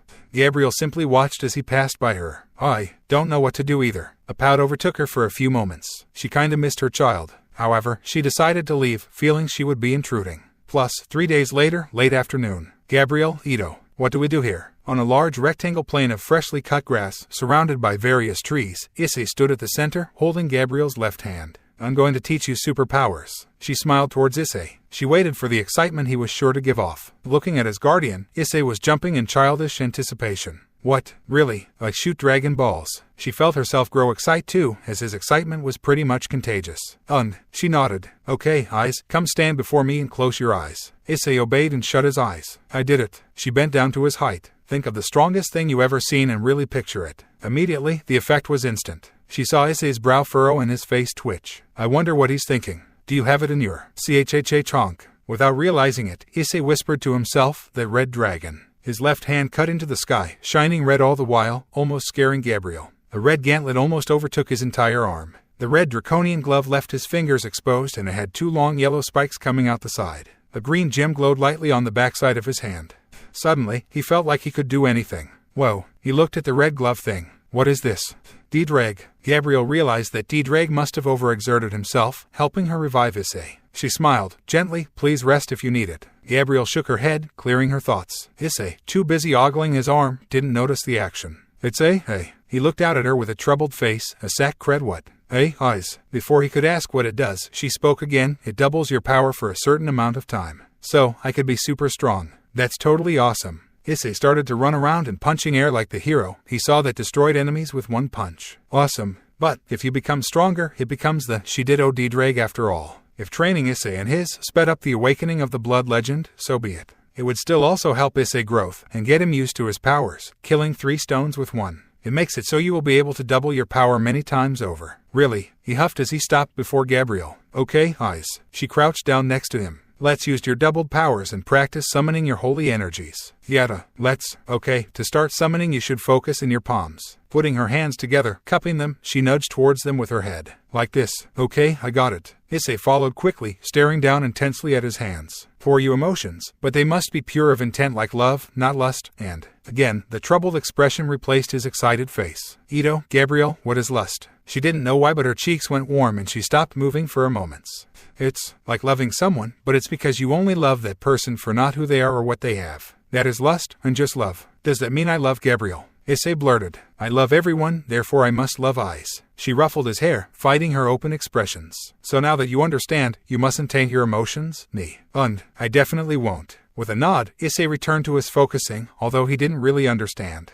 Slowly, but surely, a ball of light slowly lit into life. In awe, Gabriel simply stared with Issei. Soon, it grew to the size of his head. "I did it. I did it, Gabriel. Now look." The child placed the ball of holy light in front of the crouched girl. "That's really good, eyes. But if you don't, PSS. The ball lost its radiance and fade from the physical plane. If you don't focus, that'll happen, so you have to learn how to multitask." "Okay, I will." Child Issei placed his hands together and focused with his utmost abilities. "Let's do it again." "I'll do it too." She summoned her own energies and made a ball. After summoning his ball of light multiple times, the one before a bit smaller than the next, Issei finally opened his eyes to see Gabriel's energies take shape. "Gee, Gabriel, that's so big. Really big." The ball overshadowing the area, swallowing everything with its revitalizing radiance, yet it didn't do anything but speeding up the growth of flowers, along various other plants, and empower Issei. "Whoa, reset. Untired already." Before he fell, Gabriel caught him. "You aren't used to your gift from father." Lifting him into his arms, Gabriel blushed as she remembered her mother held him in the same manner. "It's really good you could even use it for that long." "Gabriel, can I sleep in that bed again?" Before he knew it, his world went dark. "Gabriel, would..." She stopped, seeing his sleeping face. "I guess it's time." She glanced past the 6-year-old Issei over the trees and saw the sun setting, turning the sky various shades of red and yellow. Father, please watch over all your children. A 13-year-old Issei shot into the sky, bursting his 4 pairs of white wings from his back and a lustrous halo atop his head as his hair bled from brown to blonde. His eyes followed, bleeding from passionate brown to a shining emerald. It was a late morning that set, and the clouds were barely covering the sky. However, Issei didn't mind the sky. No, he was too focused on his plans. He was excited because for once, he had free time away from school and training.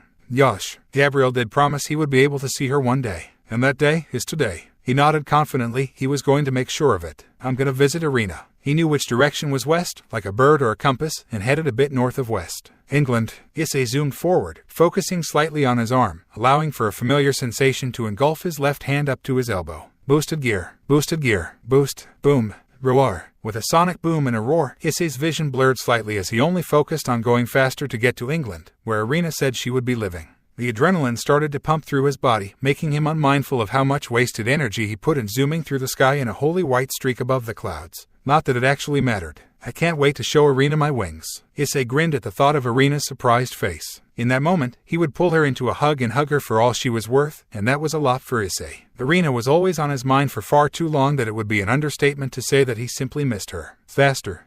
Boom. Again. After a few minutes, he was almost past China. Faster.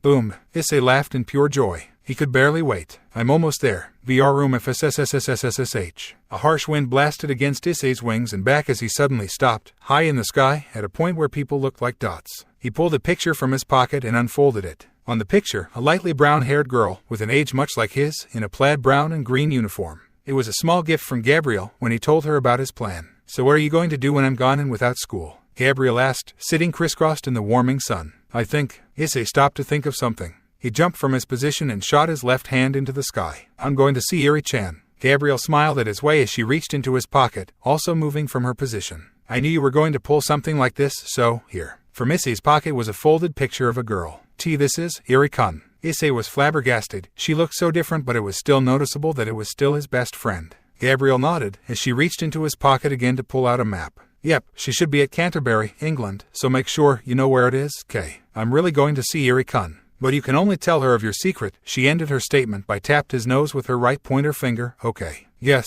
I will. Thank you, Gabriel. Issei almost jumped onto her as he moved to hug the woman. The woman giggled slightly at his enthusiasm and hugged back. You're welcome, Ice. She released some of her energy and let the sensation overtake them both. With that energy came a teleporting spell. Although Issei could do it himself, Gabriel often forgot as she liked to think of him as her son. Now, sleep Issei, I'll miss you, you know. Gabriel let a sad smile grace her face. She was rather dependent on the boy, not that he knew. I'll miss you too. He slipped into his bed, oddly wondering if his parents were sleeping too. Good night, Gabriel. Have a wonderful time, Ice. With a wave and another flash of her radiance, she was gone, leaving only fading specks of radiance. I wonder what Iri-kun is doing. Issei plummeted down into a forest, but before he fell, he came to a stop with a strong beat of his wings. With it came a massive gale, shaking the whole surrounding area. FFSSSSSH. He was about to hide his wings and run through the city to find Irina, but he heard something. Ka. A high-pitched feminine voice cried out from somewhere around him. Huh. Issei followed the sound, wondering if someone had been caught up in his descent from the heavens. Jiaruiwa. It was a bellow of a beast. It caused Issei to speed his approach since the beast sounded angry. How Issei knew was lost on him. Once he made it to the beast, or chimera, he saw a girl around his age with long blue hair that barely went past her hip. In the girl's hand was a large golden and blue broadsword that gave off energy much like Issei's own angelic energies. What is she doing to a monster like that? The girl blocked another slash from the lizard-panther-rooster hybrid's claw. Then the blade started to shake violently in the girl's hands, though it seemed to make the monster back off a small distance, as the girl glared at the sword and frustrated. Come on. The girl stared down the sword as it was alive. She began swinging it around, but this time, her swings were a bit wavy and out of control. Issei was done watching and quietly made small ball born from his draconic energies. Dragon shot. The ball of red energy hit the beast as it was in mid-lunge. Boom. The blast obliterated the foul beast, making quick work of the monster. Issei wasn't going to allow the girl, who looked to be around his age, to get hurt on his watch. What? The girl deadpanned, seeing the beast she fought with all her energy being simply destroyed from an attack that came out of nowhere. Using the spell he learned from Gabriel, he translated her words and his next words into English after he debated whether he should approach the girl. In slow English, he said, Hey, are you okay? The blue-haired girl blinked repeatedly at the approaching angel. The heavy blade fell from her hands as her disbelief caught up to her. Issei, the oblivious boy, took it as a sign of weakness and tried to gather the girl in his arms, only for the girl to get to her knees with her hands together and her head down. Xenovia found herself blessed, confused, and amazed all at the same time. All she wanted to do was master the sword given to her. However, instead, she faced the pinnacle of purity, an angel, with 4 pairs of wings, nonetheless, who also tried to hold her in an embrace. What do I do? Issei wasn't sure what exactly he was doing or should do. Are you okay? He repeated. Xenovia wasn't sure what to do in her predicament as she was never taught what to actually do in an angel's presence and racked her brain for answers. I'll just go. That statement was more of a question than a statement. Wait, Xenovia didn't realize what she said until it came out. Immediately, the girl clasped her hands against her mouth, horrified that she spoke after she chose to stay silent. Why yes, Issei was surprised but found himself returning to the girl. She glanced towards Issei then averted her eyes, oddly embarrassed. Can you tell me how to become strong? Issei wasn't too sure how to answer the girl. He glanced to the abandoned broadsword. Durandal. Gabriel had told him about various holy artifacts, which included Durandal. Why are you in such a hurry? The sincere question made her pause. Why was she in such a hurry? Xenovia knew people hailed her as a warrior nun prodigy at a young age. Did that push her? No, it was to fill something within her. A hole of sorts. The last person who had sword, it took him many years to master the sword, you know. Issei stepped back from the girl. She already knew that. Yet, no matter how much pain and practice she went through, she couldn't effectively use the sword. It frustrated her to no end. She watched the angel pick up the sword with ease and swing it, lightly. Suddenly the green-eyed angel stabbed the sword into the ground, surprising her. Never forget, to wield any and everything, one must be of pure intention. A blinding light radiated from the sword. With the light fading, Issei was long gone. Issei sighed. He totally bullshitted his words, and hoped he didn't mislead the girl. He wondered if Gabriel would get mad at him for revealing himself to a mortal that wasn't Irina. Nevertheless, he shoved it to the back of his mind when he spotted a lone girl skipping on the sidewalk. A smile overtook his face, voluntarily, as he began his approach. Issei stopped his approach and hid his presence when he noticed a person going up to her. It was Fat Man, who looked to be the priest over the nearby church, which he ushered Irina into. What's going on? Issei let himself move up towards the window. He spoke a small spell, allowing himself to phase through the window easily and without a trace. The church was a bit on the smaller side and empty of people besides Irina and the Fat Man. It was mainly golden brown with various columns and bench-like seats. Running down the middle was a regal blue carpet with a golden outline. With that, I bless the warrior nun, Irina Shidu. May God always be with you. A glowing blue gem fell from the man's hands and dropped into Irina's outstretched palms, only to fade away like diamond mist as it touched her hands. The man took a dagger and gave it to the girl, who gratefully took it. The dagger twisted and transformed into a ribbon, attaching itself to Irina's wrist. Warrior nun. I wonder what's Eyes doing nowadays. Behind Irina was an invisible Issei, smirking at the comment. Yeah, I wonder what I do nowadays too. He put a hand to his chin and nodded in agreement, waiting for her surprise. A knowing and happy smile split across his face.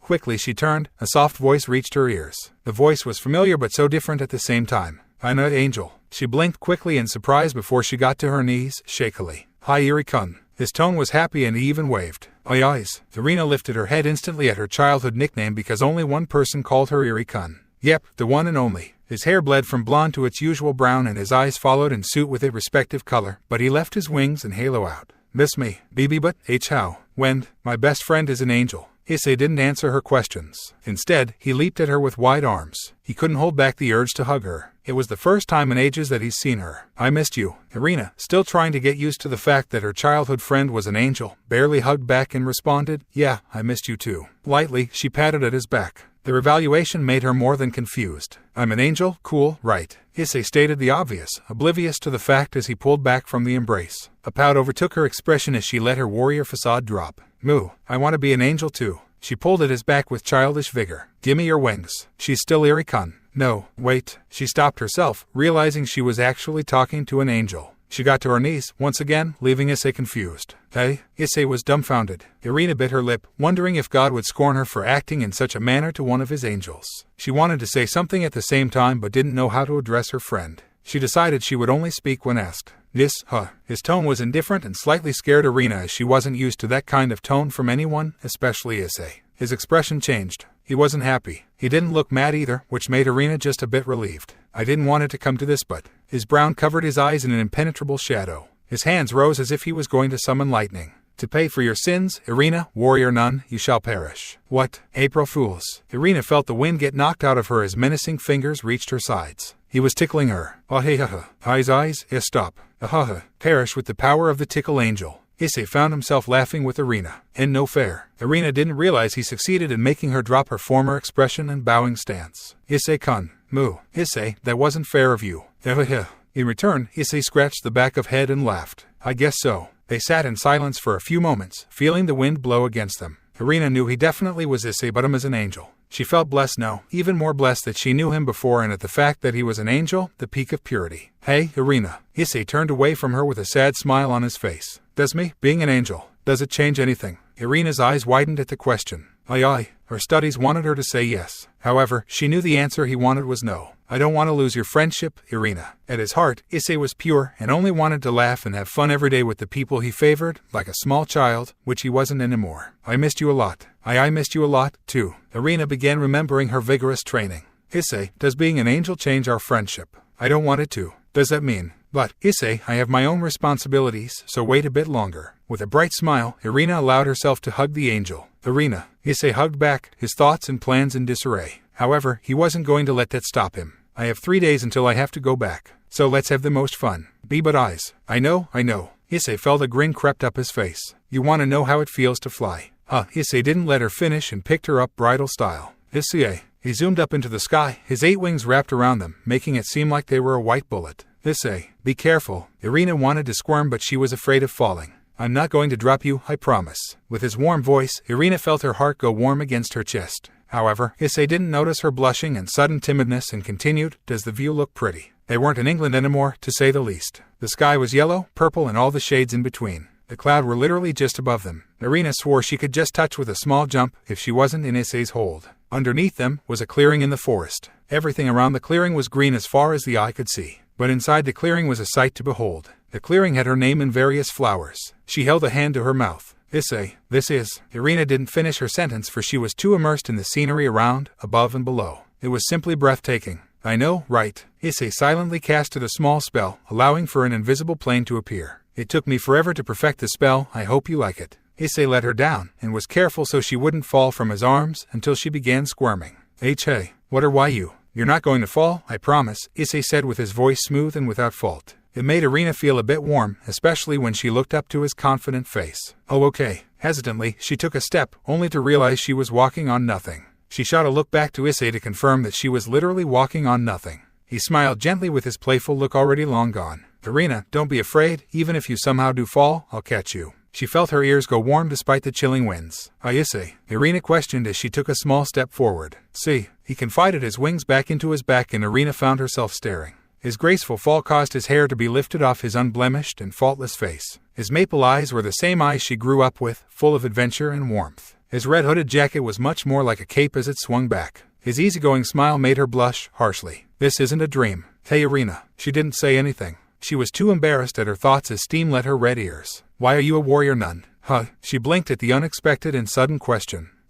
You see, I'm one of the few candidates for a part of the Excalibur, 'cause my dad, you remember him. Issei nodded. Well, he's an exorcist, so, as his only child, he wanted me to follow his footsteps. And I wanted to become a hero, like we wanted. Oh, I want to know what you've learned so far. Issei jumped back and took a fighting stance. Hey, you want me to fight you? To fight an angel? I can't hurt an angel, moreover, Issei-kun. Issei faltered as he saw the conflict in Irina's eyes. No, we're not fighting. Issei thought of something and smirked, confidently. I bet you can't even touch me. Irina felt a smirk creeping up her own face as she saw Issei. He was going to play against her competitive side. I bet you I can. The ribbon around her wrist twisted and transformed into a katana. You're on. Chak. Issei dodged with a quick step to the side as Irina brought down her curved blade onto the nigh impenetrable plane. He smirked again and poked her in the forehead. In English, he said, tag you it. The way he said that, without proper grammar, with an annoyingly placed poke, and in such a teasingly tone, sparked a fire into her veins. You know I always win. Moo. Irina could barely pout as she huffed in exhaustion. You broke the game, Chua. Issei smirked in return. I can't let you beat for the 76th time. His smirk widened, not that I'm counting or anything. I couldn't even get you once. You were close a few times, I'll give you that. He poked her by her waist as he crouched down beside her. You hungry? Actually, yeah, a little. Irina rolled onto the flat of her back when suddenly she was pulled from the plane and into something familiar. Hold up. It wasn't that she didn't like being held by Issei, surrounded by his pure white wings. Because being held by her childhood crush, Issei, was so blissfully secure and cordial. but she felt so embarrassed in his arms. She wanted to stay, hit him, and hug him all the same time. It was just the fact that he grabbed her so suddenly. She sighed, but Issei-kun wouldn't be Issei-kun if he wasn't forceful. She looked up to his face, only to avert her violet eyes as they caught Issei's concerned orbs. His concern caused her cheeks to dust pink, which only seemed to grow. "Sorry, I'm just so excited." The nervous laugh that slipped through his lips caused her to smile gently. It's fine." With that, they slipped into calming silence. Issei-kun isn't Issei-kun if he didn't act so concerned either. The thought made her snuggle closer into Issei's hold and chest. Irina didn't realize it, but she soon fell asleep, forgetting about her slight hunger. "Hey, Irina, wake up." There was something smacking against her right cheek. "Come on, sleepyhead. Leave me alone, it's too cozy to move." She snuggled into the feather-soft whatever. "But, Irina," Issei complained, though he didn't really mind. However, as Irina said before, she had her own responsibilities, like going home before dusk and feeding herself. Issei-kun, my guardian angel." He blushed at the comment. He's never heard such words from anyone. Irina looked so cute. It took forever, but he finally got Irina home. The problem was that he was forced into sleeping with her. Irina's parents were totally fine that he was visiting, especially when Irina blurted out that he was an angel, having old people bow down to him. He couldn't have that when it went against his morals. After a lot of convincing, he finally got them to act as if he was just a normal child. He sighed, turning back to Irina's sleeping face. "I wonder what's going to happen tomorrow." What exactly were Irina's responsibilities? A simple room filled with just a bit more than the bare necessities and contained two 13-year-old preteens. On the white bed, the female had her arms in an embrace around the male. They were faced towards one another. The light spring blanket, which once covered them sometime during the night, fell down to both their legs in a tangled mess.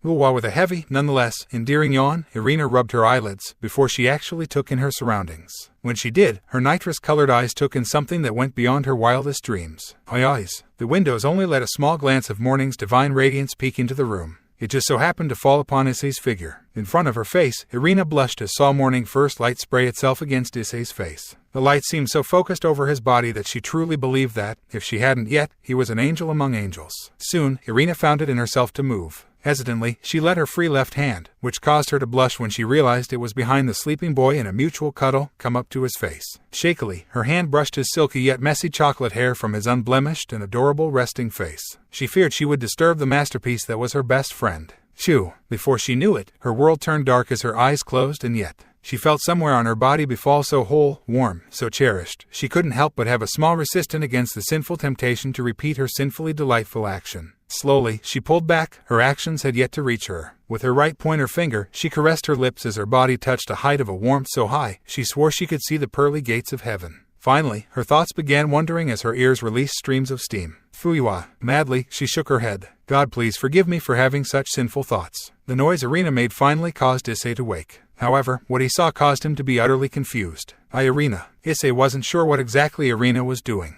She looked somewhere between having a seizure and an external exorcism. Kara. With a great deal of surprise, she tried to hit him with the ribbon-turned sword by an impulse. Hey. He grabbed the sword with a strong gust following. Irina, what were you doing this morning? Besides a blushing Irina, Issei asked with an innocent confusion. Just forget that, Irina said, as grabbing the sides of her face with pure embarrassment. Oh, okay. Issei decided to drop the subject and watched as her twin tails shook with her every step. He sighed, pulled out a card from his pocket. What is this? Issei asked as the card was brought before him. Taoji put the card into his hands. Has Irina told you about who I am? Issei nodded, slowly, bringing the memory of yesterday to his mind. Today, Irina will start a different training. However, with you there, and no one but her knows you, I am allowed to pull some strings as a high-ranking exorcist, myself. Issei still wasn't sure what he was talking about, but read the card. You are going to be with Irina all day, right? At that, Issei stole a glance towards the eating Irina, who was a room away, oblivious to the very meeting. I want to. Then you will get to because of that. He gestured toward the card once again. Watch her for me. With a smile, Taoji patted the growing boy by on his head. All right, I definitely will. Atop a small set of stairs that led to a large church, a sudden breeze blew through the area. Issei couldn't help but stare in awe as Irina's image filled his vision. The breeze tugged at her checkered green and brown skirt and at her amber twin tails. Thus, Irina grabbed at her hair and pushed down her skirt. Irina is pretty like Akasen. Moo. Issei, hurry already. With her cheeks cutely enlarged, she yelled towards Issei. Sorry. Irina by then had already turned and headed inside the church. The front of the grand church was 6 pure white pillars separated equally across the length of the building. Seating in between the middle two, the main entrance's gate-like doors were already opened. 2 men in pure silver armor guarded the entrance with a shield and spear by their sides. Card. Issei blinked as he saw the left guard stop Irina. So even she needs a card. From with her shoe, she pulled a small slip and passed it to the scarred guard. Irina's face was straight and almost bored looking. Responsibilities. You may enter. Then the guard turned his way. He fumbled with the card, since he was unused to talking to people besides the ones he knew as he casted a spell to translate his words. Have it right. Here. With that, he passed it to the guard. Shidu, The guard didn't really seem to mind what was on the card or the lack of information. You may enter. Hi, I'm Irina Shidu. Cheerfully, Irina greeted the girl, which was awfully familiar to Issei. The girl was dressed in a battle get-up and was further covered by a white, hooded and full-body robe, lined with a green outline. On her back, beneath the robe, a large great sword stuck out the head opening and was covered with a sealing fabric, like a mummy. A small distance behind Irina, Issei was still catching up to Irina, taking in every detail of the church's walls. We're not here to make friends, was the blue-haired girl's blunt and cool response. Irina opened her mouth but didn't say anything. She realized she only acted in such a way because Issei and the excitement that came along with him was simply contagious. When she closed her mouth, she bit down on her lip and scolded herself. Then, she brought up her usual emotionless facade. When she was told she was going to work with the prodigy, Xenovia Quarta, Irina was excited for getting a partner, a strong and famous one at that. However, her personality was, perhaps, to be expected. She sadly noted. Issei's expression twisted with surprise when he saw the girl from yesterday. However, hearing her tone of speaking, and her words, he didn't stay surprised. He did doubt that his words would have an immediate effect on her. But, it's good to get along with your comrades. Issei injected, his surprise long gone from his expression. Xenovia shifted her line of sight from Irina to the brown-haired boy. One does not need friendship, she repeated, observing the boy. He looked awfully familiar, but there was no way that he was an angel. While the angel did have a similar hairstyle, his hair was blonde and he had emerald green eyes, not maple brown hair and eyes. Besides, the angels haven't been seen or heard from for years, or at least, that's what she has been told. Whatever happened yesterday, she disregarded. You are, she spat back, Issei Hayatu, wielder of a holy sword, created and blessed by God. In other words, he carried a true holy weapon. Irina suddenly turned his way when she heard his response in surprise. Invertly, it meant the Heavenly Father blessed him. Never heard of you. Xenovia removed herself from the leaning position against the wall and began walking towards yet another hallway. I'm Xenovia Quarta, but let's move. All right. Both Issei and Irina wasn't sure what to think of the girl. And so, the journey to the training area began and remained in silence. SHHK. With a powerful swing, the sealing fabric flew right off and into the Xenovia's hand, wrapping itself, masterfully, around her wrist. Excalibur, destruction, Issei heard Irina mumbled. What about Durandal? As Xenovia took her robe off, she said, I heard you also have an Excalibur. Mimic, I believe. Why yeah, I have Excalibur, Mimic. The ribbon on her wrist shifted and twirled, turning itself into a golden katana with an intricate azure design. I want to test your strength, your faith. Again, her blunt words put up a silence. Issei moved to say something, but was stopped from Irina's hand. Once she turned his way, she smiled. I got it, Issei-kun. However, her smile seemed a bit sad. She knew she was going to lose, but wasn't going to back down. Just watch for now, Ni. Leaning on a bluish-gray wall behind Irina, Issei watched the two exorcists face off in the large dirt training grounds. I shall take first move, Xenovia said at the same moment her legs kicked off the ground. It was barely meager 2 seconds when Xenovia reached a similar dressed Irina. In pure strength, destruction outmatched Mimic in every way. However, with Mimic having the ability to transform, Irina had technique on her side. And most importantly, she had Issei behind her. She couldn't hit him, yes, but she could still show him the fruits of her training with better vigor. Yesterday was a fluke. Why yes, a fluke. Issei-kun, watch me. Her sharp blade morphed into a 10-tailed whip, and with a flick of her wrist, the whip slapped and wrapped around Xenovia's wrist. With her simple counter, she pulled her odd weapon so that Xenovia would either miss or release her grip on her weapon. Xenovia smirked when the sword drew closer towards the ground, near her opponent, and continued pushing the swing, not care if the swing didn't hit Irina. In fact, she looked to push the sword with even more strength. It seemed that Irina didn't know the full extent of Xenovia's weapon, Xenovia noted. Once the great blue blade touched the ground, an explosion occurred and blew them both away. However, unprepared, Irina took the attack almost headfirst without properly adjusting herself. Xenovia smirked to herself, using the friction between her feet in the rough terrain to slow her to a stop only a small distance away. Kera. Irina was sent tumbling against the harsh dirt ground. Small clouds of dust and dirt followed each bounce. Irina. Issei bit his lip. He wanted to stop it, but he knew Irina wouldn't want that. He immediately searched her for wounds as she stood up. She only had minor bruises, causing him to sigh in relief. The multi-tailed whip morphed back into a katana. However, instead of her usual open stance, she took up a Japanese stance, spreading her legs apart and her blade up to her eyes. The blade's flat edge aimed down as she prepared for her next strike. Here I go. With that, she kicked off, lunging forward at an incredible speed for a human.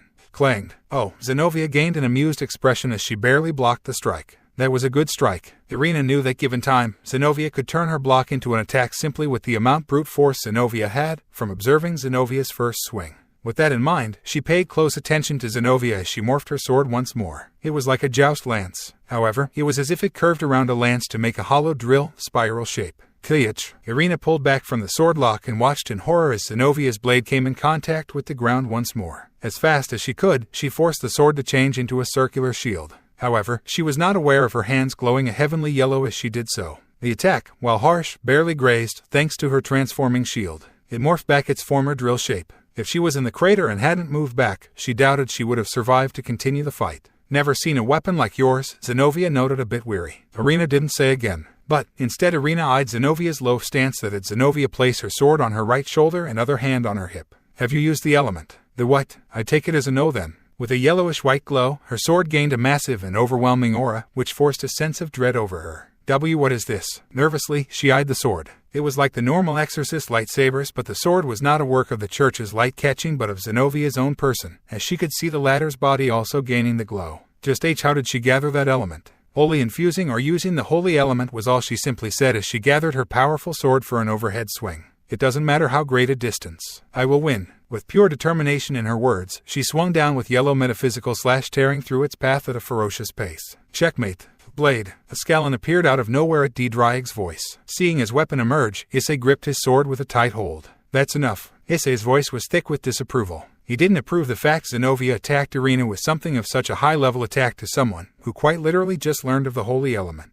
FSSSH. The holy attack dissipated with one swing of Issei's sword. Oh, Xenovia's brow rose as noticed Issei's strength to put out her attack with a simple swing. She observed his so-called God-blessed blade. It was a long sword based on its length and its grip. It was mostly a pleasant gold with a white fuller. The grip was covered in a red strap that contrasted with most of the sword. However, the guard that was just above the grip head was odd. It was curved, not vertical down or simply straight but vertical upwards like golden scaled claws. When it shined by the lighting, it wasn't just with the blinding glare, but it radiated an elliptical rainbow. That's St. George's sword. St. George was one of the most venerated saints and used as a symbol of protection and strength in the Christianity faith. He was also one of few that have killed a dragon. While it was a young dragon the size of a large horse, it was a dragon nonetheless. After all, he was simply human. However, to be allowed to brandish the sword, she couldn't imagine what hardships he had to do in order to even be allowed to touch one of the most protected swords of the church. The only reason she was allowed to use Carrie Durandal was that she, unlike most people, was simply one of the chosen few.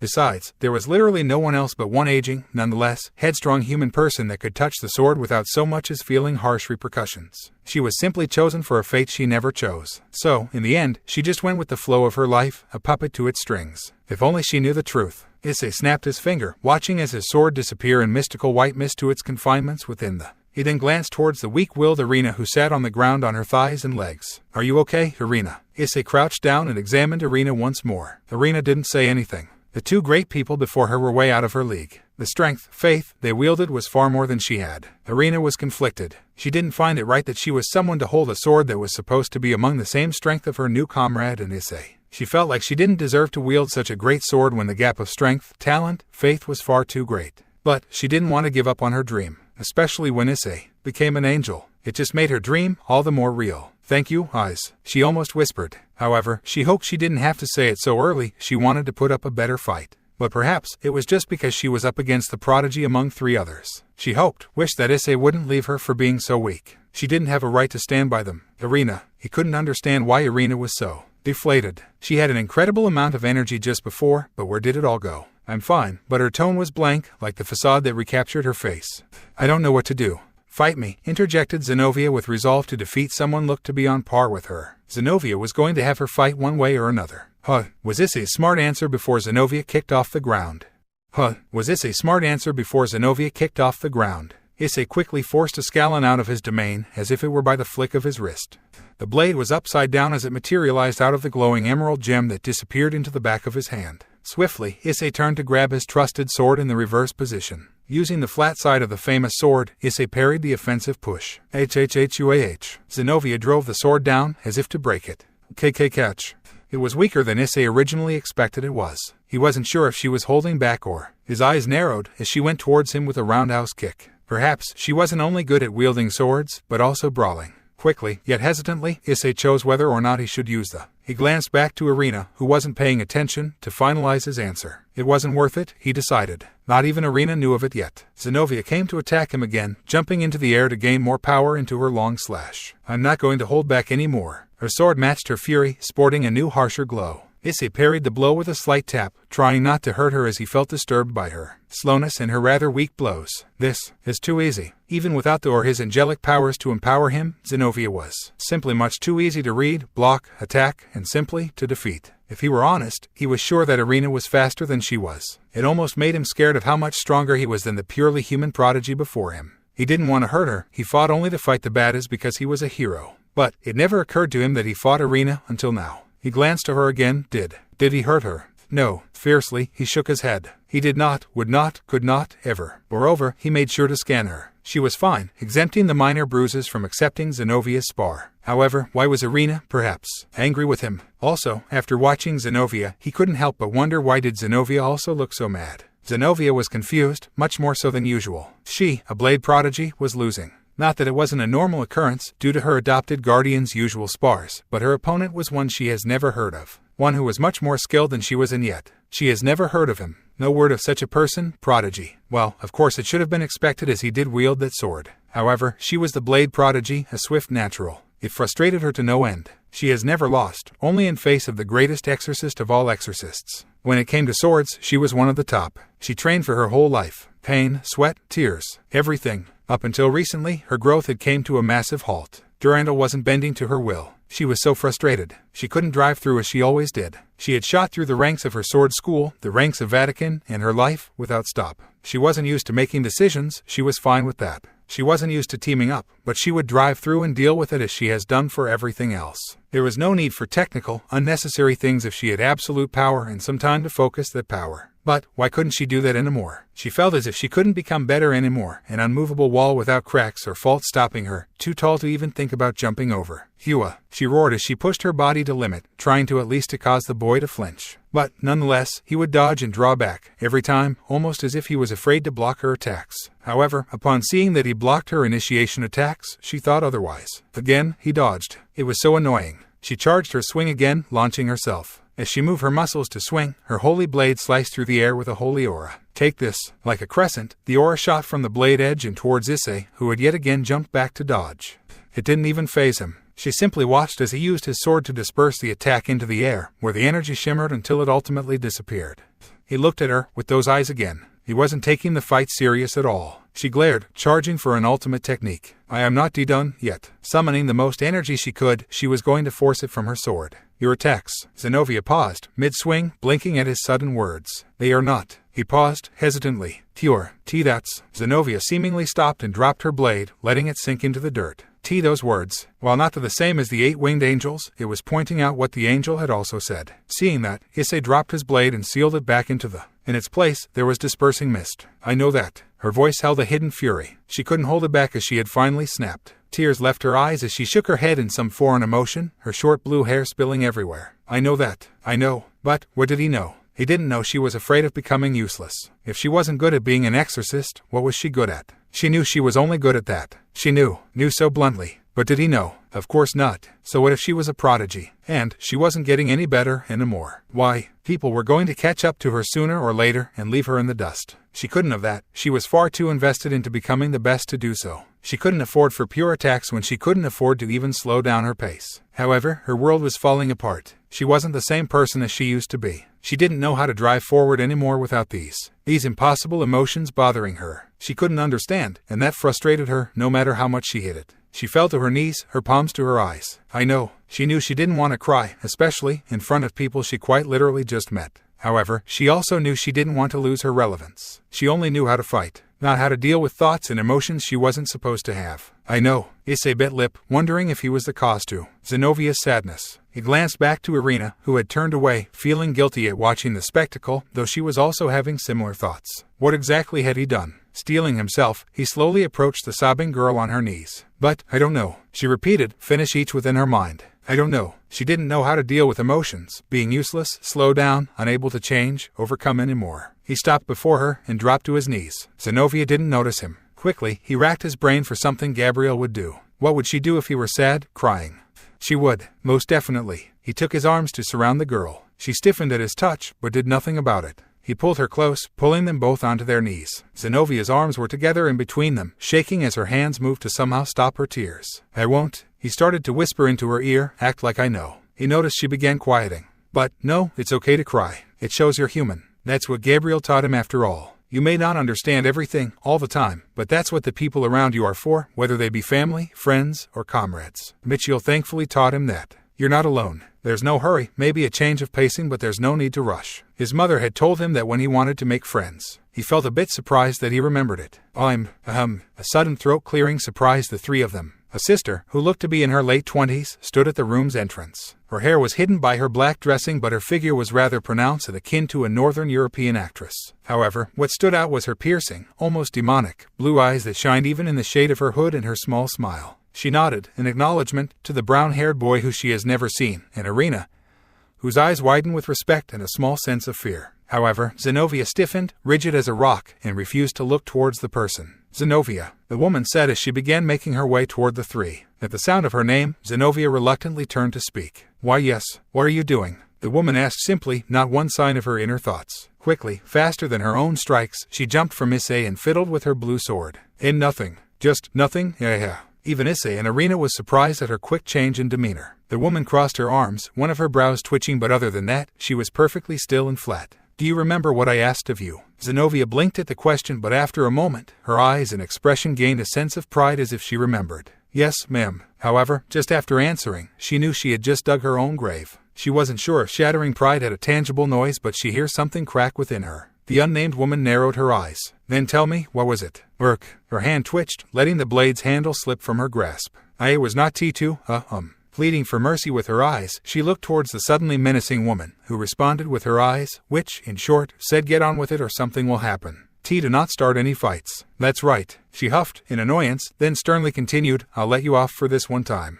She calmly and gracefully turned to the two other persons of the room. I still haven't introduced myself. She did a soft bow. My name is Issei. I will be supervising this group. I hope to get along with you, Irina, and she stopped at the boy, and, may I ask who you are? Issei was pretty sure she was powerful to even instill fear into the reckless girl, Xenovia, along with all those rumors in heaven, as a simple human. Knowing that, he had to draw in his confidence before speaking, still unused to new people, Hayadu Issei, wielder of a true holy weapon. Nice to meet you, Sister Griselda. I'll only be here for a few days, but I got permission from Tauji Shidu to attend with Irina.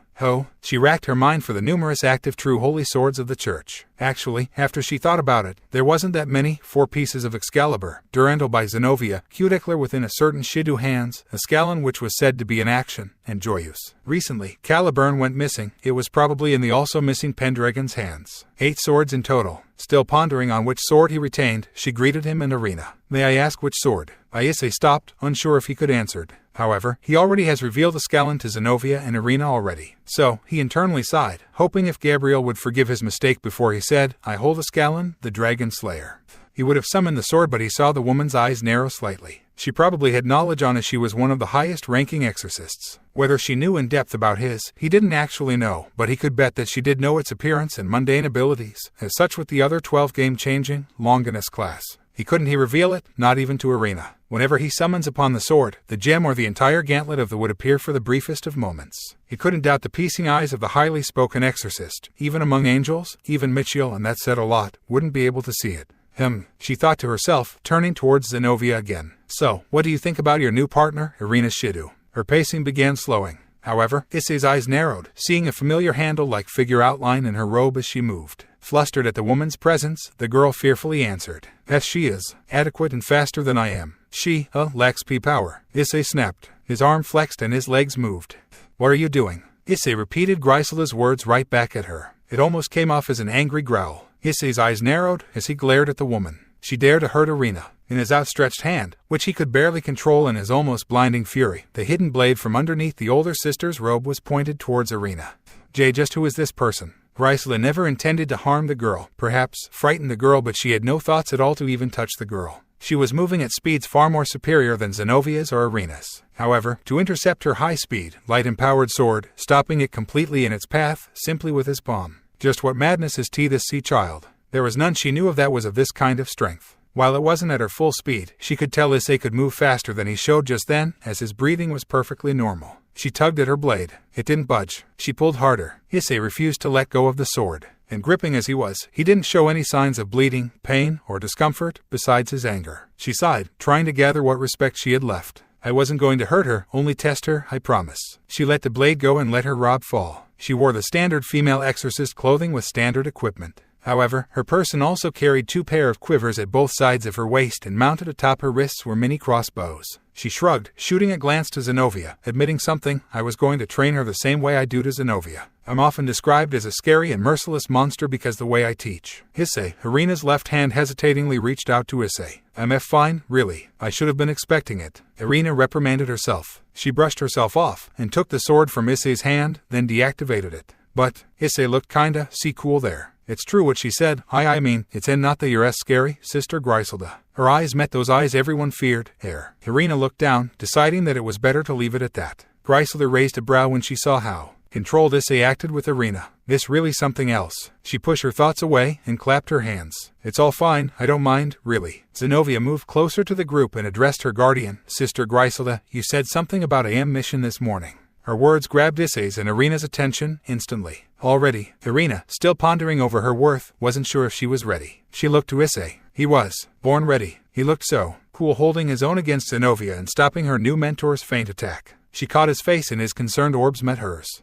She looked away, reluctantly. Her sight landed on Xenovia, the prodigy, and, despite her being the same age, already had much experience under Griselda. Who was she to try to fit in the group? Was she only allowed to wield a fragment of Excalibur because of her father's ranking? Because Irina had to be blessed a few years ago in order to even touch a true holy sword, unlike a certain brunette, epitome of sword compatibility. She shook her head, pushing her thoughts away. She wasn't supposed to think that way. She was supposed to be cheerful, and a hero, who always saves the day and selfless, like an angel. Well, Sister Griselda, do why you think we're ready. Am I ready?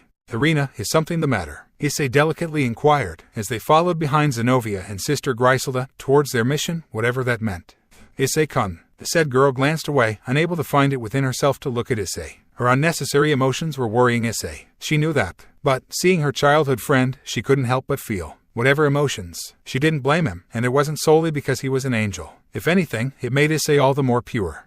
Issei-kun, she started softly, am I weak? The question caused Issei to frown slightly, before he raked his mind for an answer. Honestly, Irina, everyone starts out weak. Compared to me, you're weak. Compared to Xenovia, you're weak. Irina felt her eyes water at his words. Then I. But, Irina, compared to other humans, from what I've seen, at least, especially at our age, you're pretty strong. Issei smiled brightly. Surely, if you always look at what's important, you'll get strong. I know it's not Xenovia's strength you need, it's not my powers either. Irina just needs to be Iri-chan in order to become strong. Those words to Issei felt right, and came directly from his heart. He just hoped it reached Irina's conflicted heart. I certainly believe that with faith. Yes, she nodded to herself, reaching some sort of conclusion. Yes, thank you, Issei. Her troubled tears fell, however, they didn't fall because of conflicting thoughts but rather because of her joy. Then, her smile positively provoked Issei's radiance, as she wiped at her tears from her beautiful face. Issei-kun, will you always be eyes? Issei's smile grew. Yep. Always. Pinky swear, for old time's sake. Irina nodded, encouragingly, for old time's sake. With that, their pinkies interlocked, inadvertently bringing the two of them closer in order to show their determination. And thus, divine amethyst orbs met its brilliant maple brown counterpart. Issei, Irina. See, Xenovia, this is the type of bond one must have with close comrades. Griselda's voice pierced through the lovey-dovey atmosphere between Issei and Irina, like an epic holy sword to a sinister devil. Then, one can grow stronger. Xenovia, her expression completely serious, nodded, studying the two of them with a hand upon her chin. It's more difficult than I thought, she exclaimed in a deadpan tone. It went without saying that Issei and Irina had separated with blushing faces, although closer than ever before. The four exorcists stood around a map, their focus on an area encircled in red. Griselda pointed to one section of the enclosed area, the darker section. Young Irina will come with me, and the older sister shifted her slender finger to a lighter area. Young Xenovia with go with. Young Issei over by the recent fire and the other ruins nearby. Does it sound fine? The three of them nodded, but Issei's was slower than the others. Hearing the pair up, Issei felt something within himself wanting to be paired up with Irina. It was a selfish wish he knew. Yet, it didn't help the fact, especially more so that he felt his left arm tingling, causing him to grab it, tensing a little. However, Irina had felt his gaze. I'll be fine, she mouthed, a bright and adorable smile etched across her expression. One that didn't match a normal exorcist. Nonetheless, she had gotten back her drive. Issei simply nodded, gripping his arm a bit looser. For now, he would trust Griselda. Besides, if he worried too much, Irina would probably get mad with a cute pouty face. For sure. But he didn't want Irina to be mad at him, because she couldn't and wouldn't get stronger like she wanted to if he doted on her too much. Why? He realized he couldn't be her shining knight in armor, or her guardian angel. His face twisted in despair as he slumped forward. Strong-willed women are hard. Unnoticing to Issei's dejected atmosphere, the four of them parted in pairs. Hayaru, is something the matter? She was unfamiliar to his way of walking, slumping forward, arms hung listlessly, and dragging one's feet. Was it perhaps a secret technique to be unnoticed by evil? Or was it a technique to sense evil? Or, no, nothing at all. Irina, their mission, investigate the supernatural's unnaturally high activity in the area, the mysterious disappearance, deaths of various exorcists, holy men, and protect the people in the area. Spiriting at high speeds, Xenovia trailed behind Issei. She wasn't sure of his motive of diverging from the path, but he had muttered something about blood. What with his senses? I don't smell anything. Suddenly he came to a stop. Are you okay? Issei called out, seeing a bloodied exorcist, a tree branch through the side of his chest, struggling to live. Behind him, Xenovia's eyes narrowed, paying close attention to the shadows around. Slumping forward in the same position as Issei had once taken. She wasn't sure what the stance was for, but it seemed that it was rather good for analyzing. The positioning was simply amazing. The exorcist's eyes glittered with hope as he tried to communicate. Gira. Issei's eyes narrowed, a shadow shifting in the shade of the trees. Watch over there by the trees, he whispered to warn his blue-haired companion. The blue-haired girl nodded. However, instead of simply watching, she strolled up the spot, readying her unrevealed sword by holding it as laid against her back. Xenovia, what are you doing? We should be helping this injured man. But why? I'm only good at fighting, and with a fatal wound like his. She didn't voice her thoughts, but her face steeled with fierce determination. She would take revenge. Come out, devil. A young blonde girl rolled out the brushes, surprising Xenovia into instantly drawing her sword. Whoa, hold up. Issei jumped in front of the blade, stopping it with his left hand, and protecting the young girl who looked to be around their age. Ooh, I heard noises and I was, oh no. Look at that man. Without hesitation, the blonde girl quickly but clumsily ran to the pierced man. With the help of Issei, the girl got the man down and placed her hands together in a prayer, a position a devil can't take without getting hurt. However, what mostly persuaded Xenovia that the girl before wasn't one of evil was the fact that there was a healing green light released from her hands and prayers. Even Issei was shocked at the rate the man was healing. The Holy Maiden. Xenovia kneeled behind the girl, her hands in the same stance, in order to strengthen the Holy Maiden's prayer. I should have helped the man first. She was beginning to acknowledge her head-headedness and her narrow mind. Did Issei, perhaps, have some way to help him? After long moments, the blonde girl fell back into Issei's quick arms, exhausted but satisfied as the man was healed enough that he wasn't in mortal danger. Thank you, Mr. Exorcist. She blushed inwardly, unused to being so close to the opposite sex around her age. And no, it's really all fine. Issei felt his heart thump and his left arm throb once more. He didn't realize it, but the girl had a great affinity with the draconic. Instead, I should be thanking you for healing a fellow exorcist. He bowed, impulsively. Thank you for your kindness. For all his knowledge he had gathered over time, Issei doubted he would be able to heal the person even if he used his powers. He frankly wasn't a person for anything other than overwhelming offensive abilities, but he still could try to latent the death. Simply, it was amazing that nun could do it, almost, just like that.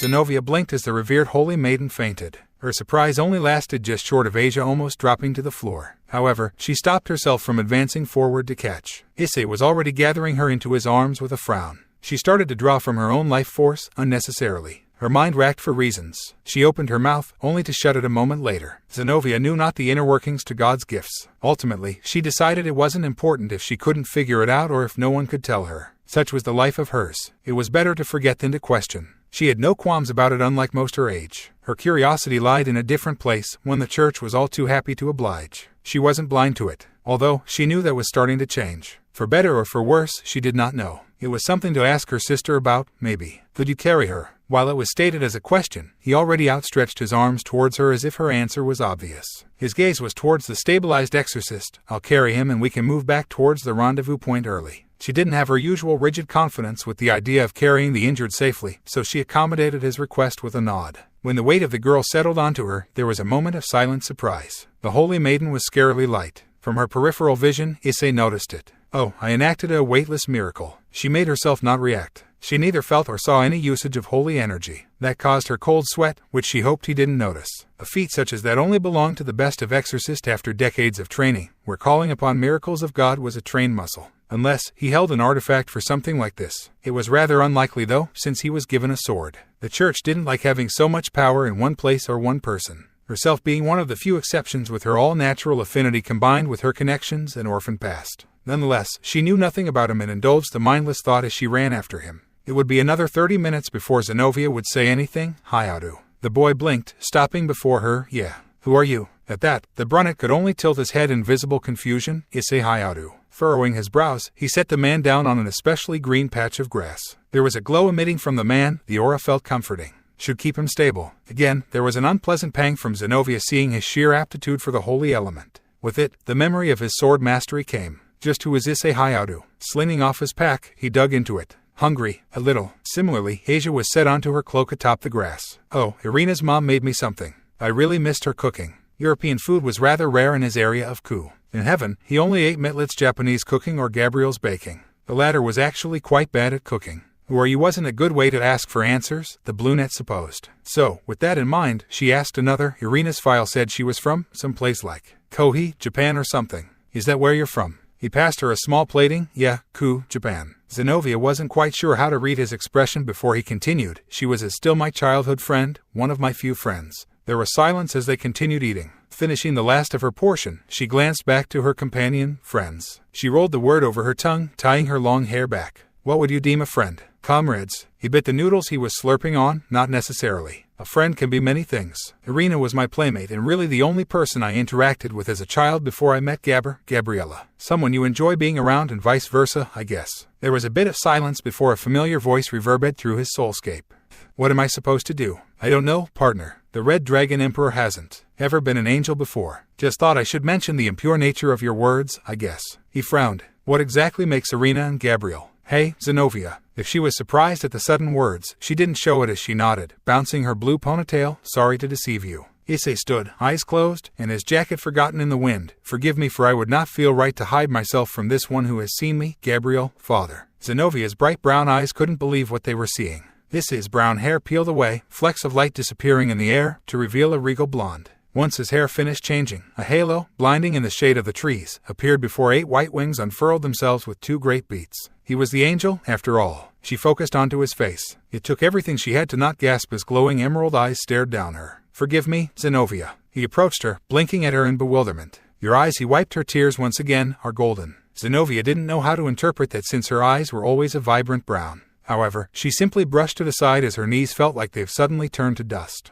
There was an unfamiliar throbbing in the air. Her eyes widened as she realized it was Durandal who was calling to her from the alternate space that was its sheath. It wasn't much longer until she buckled before falling, dragging him down with her, unintentionally. Forgive me, my lord. Although, him being an angel explained a lot. You're quite all right. Issei's many wings shielded her from the outside world while he held her, helping her down. The angel moved to kneel before her, matching but opposite to her. Upon his expression sat a pleased smile. You'll be okay, Xenovia. Said girl couldn't remember the last time she went without blinking for so long. The fact he had been with her the whole time. Her hands trembled at the implications. Before she knew it, a familiar pommel was in her right hand, waking Get from her stupor. In her left, the blade laid still, which was unlike any other time. It was at peace in her hands for once. Durandal, Issei gave a small nudge. It wanted to comfort you.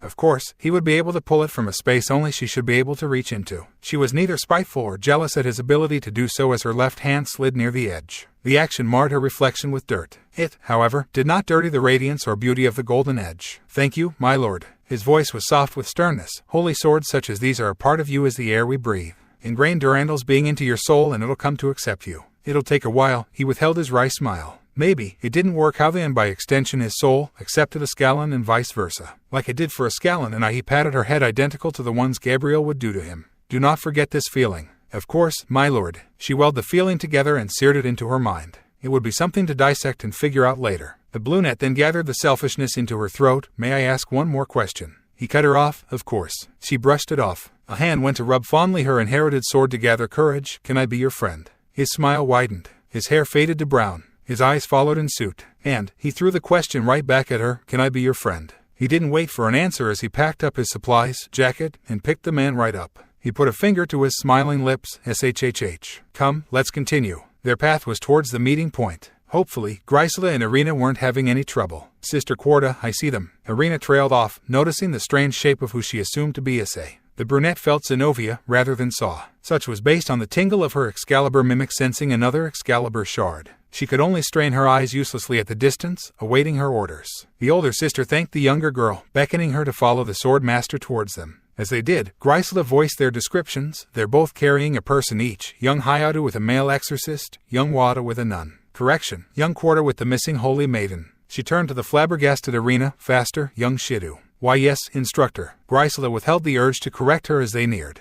Not before long, the two mystery people were laid out before the group. Irina passed a water bottle to her fellow trainees. The brunette downed her water in one go. Keeping pace with Issei was harder than she'd ever admit. However, the competition, in her eyes, was worth it. Issei sat beside Irina, listening to her report as he watched their senior exorcist examine the bodies and talk to her younger sister. At first, there was nothing, which of itself isn't anything really. She slapped his shoulder. Don't give me that face, mister. There was a huff before she continued. Then, we ran into a nun, Sister Francine, who had been looking for the Holy Maiden. Imagine my surprise when she said she's been missing for 2 days and she pops up with you guys. Well, thankfully you found her. So, anyway, we asked about any weird things. She said there hadn't been anything too. We added searching for the Holy Maiden to our checklist of things of interest. Oh, Sister Gabriel taught me some stuff, so I have some new things to try out while training. So then, cutting to an hour or so later, there were a few upset spirits. We calmed them by asking them what was wrong and rectifying a child's mistake. Thankfully, it was just children being a little naughty. Issei glanced at her reminiscing smile with his own. Hey, I'm not the bad one. He rolled his eyes. Why aren't you talking?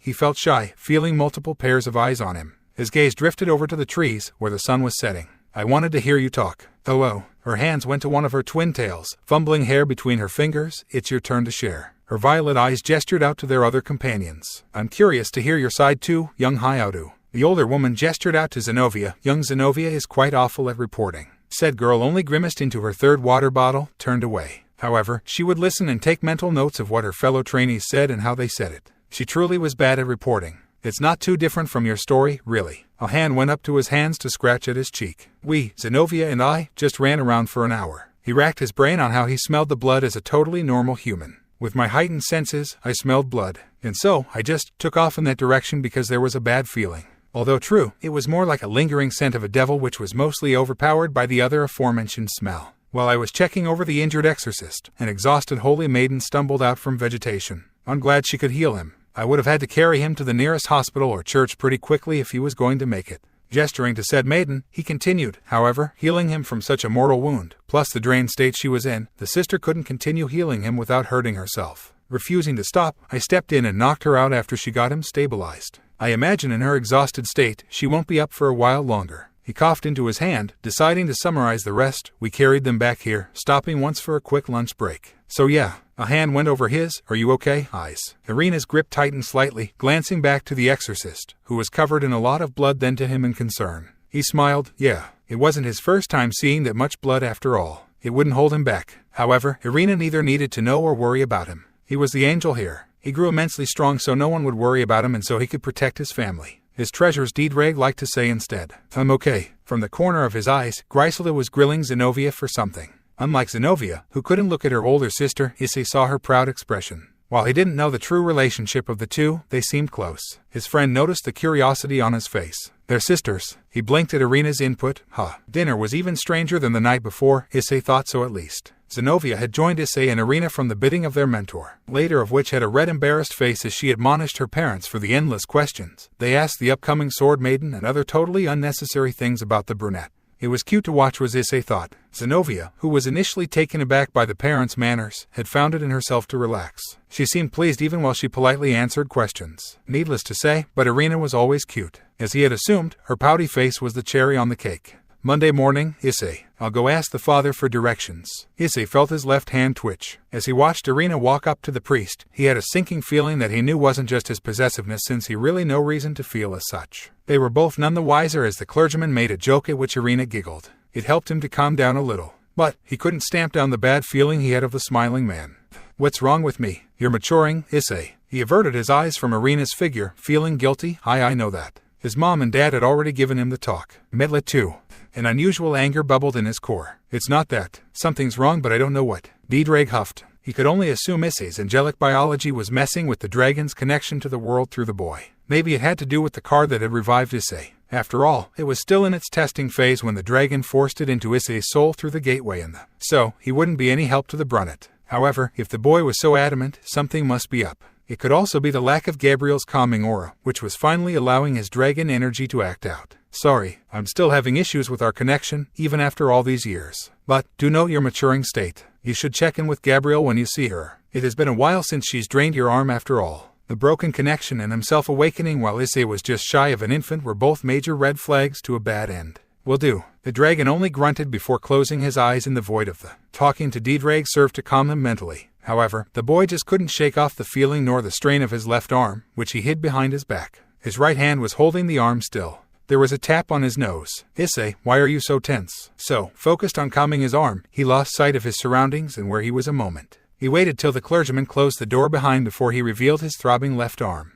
His eyes were still closed as he pulled up his sleeve. Irina gasped at his veiny arm. Unable to help herself, she gathered his trembling fist into her hands. Her touch was light but warm. Is there anything I can do? He gritted out a harsh no. Do you think the Holy Maiden can help? That was assuming she awake. Either way, he did not know. I don't know. Holding him by his tense hand, she led him. The purple-eyed girl was oblivious to the effort it took for him to not crush her fragile hand in his grasp. He absolutely refused to do so. It wasn't a matter of if, when or but. It wouldn't hurt to try. Knock knock. Oh, yes, come in. Asia's lovely voice rang out. Excuse us, Irina said for the pair as they entered. She noticed the tenseness in Issei's jaw and decided it would be best to talk for him as well. The nearly barren room had just a simple desk, bed and window. Beside the bed, an out-of-place chair sat facing away. On the bed, a girl tilted her head at them. You both missed Miss Quarta. Oh no, my friend is in pain. Irina stepped out away from in front of Issei, who couldn't describe his feelings. The calming aura she seemed to exude only affected him. He didn't know why, and it made him feel oddly shy.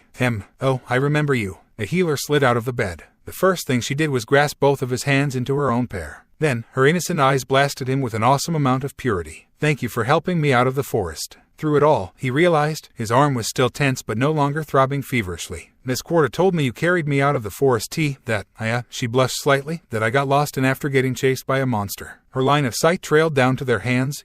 Excuse me. It's okay. He glanced down to his left hand. The dragon energy seeping out of it, invisible to the eyes, was pooling around Asia's hands. Never had he seen such a magical moment. Seeing his gaze, Asia blinked, feeling some kind of mystic sensation around her palm. It reminded her of the few sessions she had to learn a better way of using. However, unlike the complicated math and willing her will, it felt like impossibly fine sand, aggressive as it left her and easy in her palms. She wasn't sure what to call the feeling of it in her hand. However, she didn't dislike it. On a whim, she activated her rings. The light from it encased the energy, revealing it to Irina's stunned eyes. Mr. Issei. Her expression was in curious wonderment as it peered up to the said boy. I know this feeling. One so strong, I can feel it through our broken link. You're in the presence of a dragon tamer. I'm feeling better already. The energy dispersed into the air around Asia as she deactivated her rings. Oh, how wonderful. Fortunately for Issei, the maiden didn't prod him for info. Thank you, Irina cried out as she inspected his arm up and down. You wouldn't believe his crazy tense face. Although, it vanished as soon as he saw you.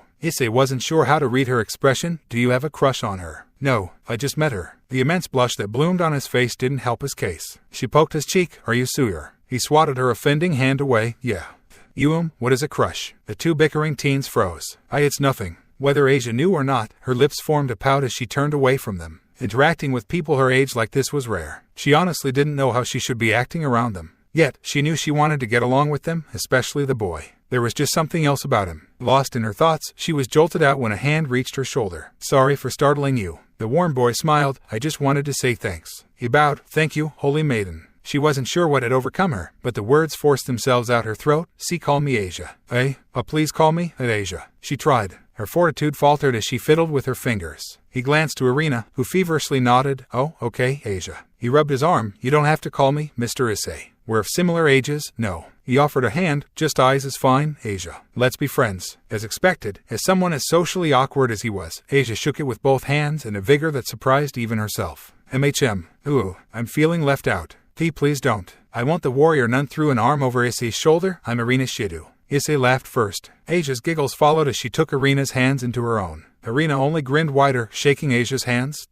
However, Irina froze in realization. Eyes. We need to go. Oh, right. Bye-bye. See ya, Asia. Bye, friend. With that, they took off. Out the door, which was already near the infirmary the head priest had said Grisela was in, they advanced quickly. Sorry, for acting weirdly lately, His gaze was away from her as he scratched his cheek. In response, the girl could only hug him from behind in his embarrassment. I'm just happy you're back to being Issei. At that moment, she felt especially giddy. The tiny hint of jealousy she felt back in the room long forgotten. He whispered something so low below his breath that Irina could only catch the end of it. "Pie to be with you." The smile on her face hurt for next few moments. "Sir, you must stay in bed." This startled the teen pair. So much so, they chose not to knock but instead listen in on the conversation. "I must warn the Holy Maiden. She's in danger." Grisela's voice cut into the recovering exorcist. "She is safe." Asked Sister Quarta. He sounded surprised.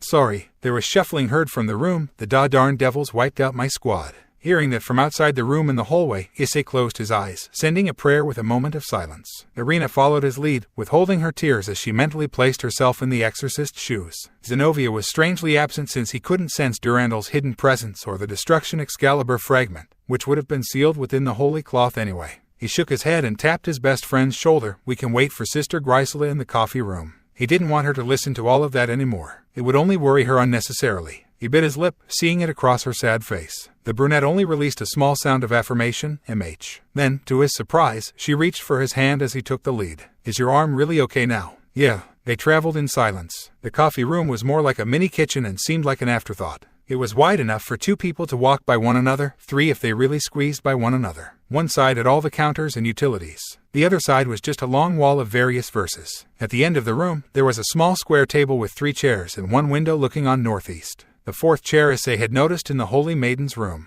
Issei let go of Irina's hand to open the fridge. "There's some apple juice. Want some?" "Yeah," she replied, absent-mindedly, on her way to the table. He frowned internally as he made his way towards the paper cups. "You know, Irina, I will always be there in your darkest moments." The edge of his vision saw the sitting girl glance up to him, then back down to her lap. He got no response otherwise. The tension only seemed to thicken as he approached with the cups in hand. "Here you go, Iri-chan." He trailed, noticing he defaulted to her childhood nickname. "Thank you, eyes." Irina started with the cup hiding behind her lips. "For everything, I mean." The angel couldn't stop the blinding smile from his expression. It wasn't much. At that, the newly appointed warrior nun averted her amethyst eyes. She wasn't quite done. "But you're leaving tomorrow, right?" The smile didn't so much as twitch before he responded with, "Yep, but I promise to visit again." Following that, he downed his cup in one go. Irina watched as he crushed the cup with ease before recycling it. "I'll miss your mom's cooking." She tuned him out, unintentionally, drowning in her worries and thoughts. Being a warrior nun gave her even more responsibilities. She had heard of a few stories, some from her dad, others from her teachers or books. A few stuck out as they hadn't ended well, except for the fact they had been reincarnated. However, it was no secret angels, or even the Father himself, haven't been as active as had once been.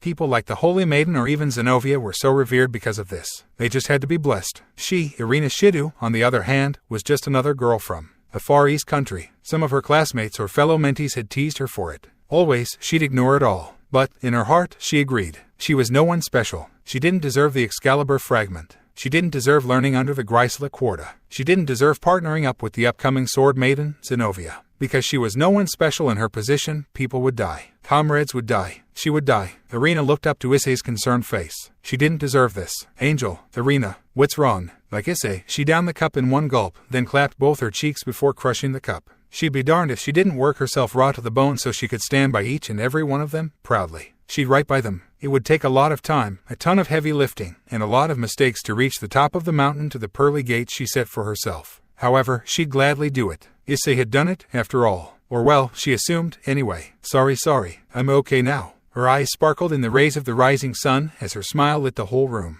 "Yosh, I got a lot of work to do." Issei couldn't say anything when his 8 wings unfurled themselves and his halo replaced itself over his head. His hair and eyes, however, did not change this time. He could feel Irina as he now stood across from her. Wave after wave, her faith washed over him in droves. It was such an enlightening feeling that his body reacted without him any the wiser. Such as never happened before. He needed to reach the source. Giedrag awoke, feeling his partner's power flare slightly.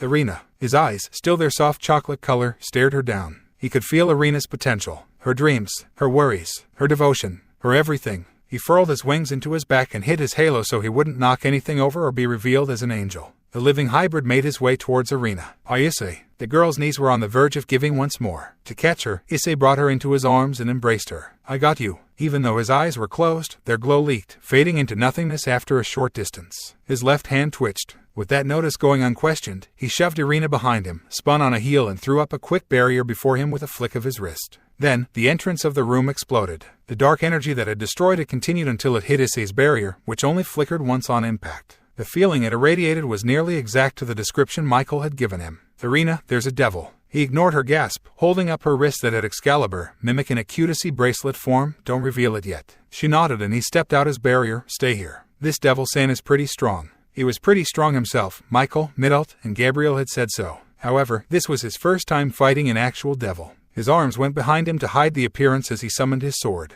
With a flex, the scarlet dematerialized as fast as it appeared. With that done, he focused on fighting and protecting. Mittelt sometimes compared him to a robot with his laser focus. Oh, how I miss her. Oh, I thought only the Sword Master, Sword Maiden, and Holy Maiden were here. As the dust started to settle, a feminine shadow appeared, approaching them slowly. The figure was odd, given that the voice distinctively belonged to a male. No matter, you're just a boy and only to be blasted by a ray of holy energies. It wasn't Issei's light though. Leading the charge at the other end of the room, Grisela stood with her knees bent, one hand behind her, holding some sword Issei assumed, and one arm outstretched towards the shadowy figure, charging more holy energies. Behind her, the formerly injured exorcist drew out his holy light sword and light pistol. To his side stood the young nurse and the Holy Maiden, both covered in blood but seemingly unharmed, just rattled. The Sword Master's blast was just a distraction. It was weak enough that it wouldn't destabilize the room further nor pierce through and hit Issei. With the opening her attack made, Grisela yelled out, "Young Hyaudu, is young Shidu still with you?" "Yes, I'm safe," said girl called out from behind him. Her eyes never leaving the figure, Grisela continued, "The situation, the head priest was killed, and the fake took over. He's captured now. Bah, that's you get for relying on humans, am I right?" The figure turned out to be some kind of 3D shadow familiar in the vague shape of a tall woman. Its voice was to be assumed to be its master's voice. That assumption seems off though, Issei thought, furrowing his brows. The living shadow took a step. A wave of holy energy flew from Ascalon in that instant. However, unlike Grisela's blast, it didn't have an actual impact. Instead, it burned away the shadow. Although, not his intention, the axe served to reveal a woman in a nun's outfit. It wasn't a familiar but a devil. His grip on his holy sword faltered. The crosses on her skin were burning into her otherwise flawless skin. If that wasn't a sign of being a devil, her scent was a dead giveaway. That wasn't what made him hesitate. He could still feel the faint thrumming of her faith. It was on the edge of hopelessness. It was just nauseating to bask in. Then, a realization hit him again. She was a devil. As an angel, there was nothing he could do. As a junior exorcist in training, there was nothing he could do. As a young teen, there was nothing he could do. As another living being, there was absolutely nothing he could do help her. Young Hyaudu. He met her eyes. Hers were wide in fright and yet awfully dull. Her hopelessness wasn't unwarranted, but it broke his heart to even think so. He averted his eyes first, turned away as he threw her towards Grisela, dislocating her arm. He didn't even need to try to block the nun's fist with his throbbing left hand. But he did so anyway, mustering just enough motivation to do so. He felt sick just touching her. He was unsuccessful in tuning out Grisela's takedown as the devil fought only half-heartedly. Not once did she gasp, groan, or spit in pain. She seemed to, however, pant heavily through her nose. Although, now with said nose broken, the devil nun struggled to even breath while she stood before Grisela once more. He blocked Irina's view of the fight further by getting into a faux stance. Why? He watched a frustrated saint put away her weapons. The devil nun only brought her trembling and bruised fists up for another punch that they all knew wouldn't land. Grisela folded the young lady over her fist and slammed her into the ground with an elbow. To repent, I'll give you one more chance. The devil didn't stir but was still breathing. Grisela bent at her knees and watched a wisp of shadow write something into the ground. Against her better judgment and teachings, she refrained from blasting both the she-devil and the wisp. Get away. Issei, get away. In his mind, Mittelt's scream of his name broke his heart once more. She was telling him to go. He nor Gabriel never saw her again. Issei shot forward, but he knew with his distance, it would be in vain. Just like last time. The hesitation he showed should have tripped him, but he had just shoved his foot through the flooring and caught himself, smashing said foot down, only for the explosion to crash into him. It swallowed the kitchen, blasting Issei against his barrier, and Grisela's hasty shielding shattered, leaving her body in enchanted clothing to protect her charges. Sister, the exorcist Issei had carried, however, had recognized this scene and pulled Grisela before throwing her towards the two girls behind them. Truly, it was amazing for him to do so while injured in an instant. However, what the exorcist didn't know was that he had disrupted Grisela's focus. It caused her to drop the wards on her body and fail to crack the first seal of many across her back. Never mind the idea of yet another person throwing their life away. No, you, Issei. Issei shot to his feet. His gaze swept over Irina, who stopped banging against his cracked barrier. Her face gained a red hue and she could only point at his lower body, looking away. It caused him to blink, taking in his body. He had a few scratches, covered in blood, and was mostly naked. The whole front portion of his body was revealed. Otherwise, he was in fighting condition. Explosions made from a person's life force were never a joke. Okay, Irina's safe and I'm fine. Where are the others? He tore a piece of the curtain from the window within his barrier. Ignoring his friend's wishes to release her once she got over her embarrassment, he covered his crotch. Then, he stepped back out after reinforcing his cracked barrier. Hurrying towards the direction he saw Grisela last, his eyes spotted another figure. Another devil nun. She was standing over the injured and nearly naked Grisela. The senior warrior nun's legs were punctured with long pieces of stone from the building. The devil's expression was blank during the whole ordeal. A beam sword made from devilish energies flickered in her hands, pointed towards the unimpressed swordmaster. Some distance behind them, Asia scrambled onto her feet and ran as fast as she could to shield her savior with her body. There was a sound of a chain breaking as the glowing wing seal on Issei's chest reappeared. 2 feathers of the 7 lost their glow. Then, it vanished as fast as it appeared. Paying it no mind, he picked up his sword. He wouldn't make the same mistakes thrice. He sucked in a breath, just before his presence flickered forward. A beam of light swallowed the devil nun as Issei beheaded the devil with a wide swing. In it all, no traces of the she-devil remained. The angel closed his eyes, spreading out his awareness of the world. The only sounds were the crackling of electronics and outlets exposed to spraying water from broken pipes and the blood-covered bricks still falling apart around them. Finding nothing else, he let his sword fade into mist. All of that was done on an instant. Forcing the speed in his current state was pushing himself a bit. It caused his chest to heave with heavy breaths. That, however, also led to Grisela to believe he was pressuring himself to do such outrageous feats. Sister Asia, please go help young Issei. Her reasoning was that healing her legs would take too long. She was already stabilized, as well as a person could be with fragments piercing through her nimble legs. They needed Issei to be in top condition just in case other devils served as reinforcements. The healer looked conflicted. Grisela was rapidly losing blood, nearly nude in her paleness and probably a little delirious. But it was Asia's duty to listen to a higher-up. It would be a first for her to have second thoughts about a request. To her, the boy the blessed nun of white, a title akin to her moniker, wanted her to heal seemed to be fine. He ignored his left arm's slight throbbing. It was much more manageable with 1 seal of 4 released. At that moment, it was absorbing all his locked emotions and turning it into dragon energy. Instead, he looked up to the disheveled Asia, then to the nurse. Help Grisela first, please. The blonde healer, who had already decided to do so, nodded vigorously. The nurse quickly made her way towards the injured exorcist, who showed no signs of pain. Instead, Grisela only gave him a leveled look. He ignored it. He waved a hand towards his barrier, finally dispelling it. Irina, finally seeing the barrier dissipate, rapidly approached him. Slap. Issei allowed his face to turn with Irina's bruised hand. You idiot. I didn't. Young Shidu. Irina's tearful gaze ripped itself from his being. Come here. The swordmaster patted the space beside her. Yes, Sister Quarta. Grisela's sharp gaze watched the girl kneel beside her. Satisfied with that, she raised her gaze back onto Issei. You too, Hayaru. She patted the other side. He nodded, welding his eyes shut before kneeling beside Asia, who watched the ordeal from the corners of her eyes. The sheltered nun neither knew what to if she should say anything. It was her first time in an uninitiated combat zone during combat. But she knew friends weren't supposed to fight. The elder sister pulled Issei into her bosom. I've prayed many times over that people like you two will never have to go through this. It's just a fleeting wish, I suppose. She ruffled Issei's wild hair. Thank you, Issei Hayaru. She felt him stiffen. You can let it out. His whole body shuddered. Why? He wasn't questioning her words, but rather, the devil's. Their attire, more importantly. He's never killed a human, whether reincarnated or not. It was similar to her own why earlier. I don't know. Grisela hid her wince when Issei wrapped his strong arms around her. Then, her line of sight shifted back to Irina, who began burying herself in guilt once more. The swordmaster reached for Irina's hand, the one she used to slap Issei. I understand it was unfair of him, but he was really scared. But, was she not allowed to be afraid for him as well? She literally watched on uselessly as he was blasted against his own barrier. It cracked against his body whereas her enhanced strength could do nothing to it. There's no question that he's much stronger than you or even Xenovia, dear. They pulled Irina's head beside Issei's, brushing a hand through her untouched hair. He fell asleep, but refused to cry. Just how strong is he? She paused to let her words sink into Irina. Did you know he's the type to always be on edge? I don't think he sleeps much with all his twitching I see from him. Irina didn't say anything as she thought about how easily he No, she hadn't seen him sleep. It was her who practically passed out upon hitting the bed. Her heart dropped. She had even selfishly decided to wake him up. It didn't occur to her that in this case, it was the excitement of just being with her. For someone his age, he must have been through something truly heartbreaking. Irina felt her eyes water, but the suddenly motherly sister continued undeterred. He needs you more than he'd like to admit, Irina. This one time please forgive him. All the while, her slender hands brushed through both their mixed-matched brown locks. Irina's amethyst eyes, peeking over Grisela's breast, met her mentor's azure eyes. The teenager gulped. I used to be stronger and faster than Issei. He was just she bit down the exact word her mentor had used to describe him, a civilian. My previous mentor said it best to cut off all contact with him, so I did. I should be asking for forgiveness instead. Never mind the fact, she dared to raise a hand to an angel. That fact she hid behind her determined look. Now, he's shining so bright. I need to catch up.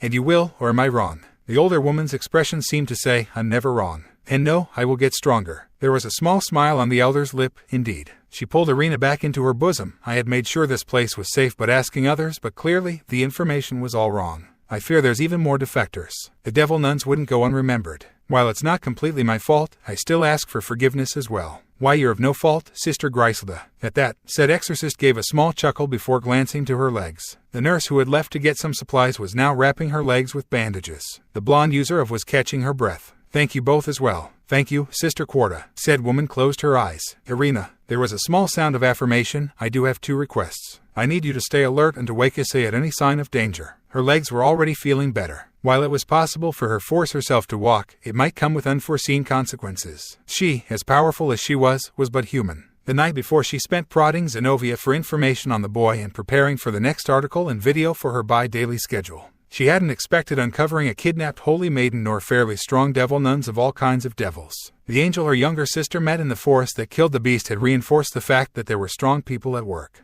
And so, she decided to focus solely on their training, even going as far as to seal herself 2 nights before so she wouldn't hurt Irina unnecessarily. As the young Shidu learned under her, she would release her seals. Xenovia, on the other hand, was used to the bruises and brushes with death. However, it wouldn't be fair to compare the two. I need to rest for a bit. Irina was released from her hold. Of course, Mentor Quarta, leave it to me. A ping resounded through her dreams. Xenovia, surprising the girls, one of which was still working on her legs, the swordmaster shot up. Her hand that was still holding Issei waved over him, washing a miracle over him. He wouldn't waking up anytime soon unless she allowed it. She tossed him over her left shoulder. Through the ordeal, the boy twitched only once. If he was a normal trainee, she wouldn't be so lenient. Especially since he was a temporary addition and one made on the whims of her fellow saint, underground Saint Shidu. She assumed the second part at least. She could understand why he would expedite the chain of command for Issei though. The strongest nun of the church felt her first step wobble. By her second, she showed no sign of weakness. Come, we need to relocate to the inn. Xenovia is in trouble. The 3 girls nodded. She ignored the surprised cry of the nurse, who was tossed over her other shoulder. Irina, carry the holy maiden. Why yes.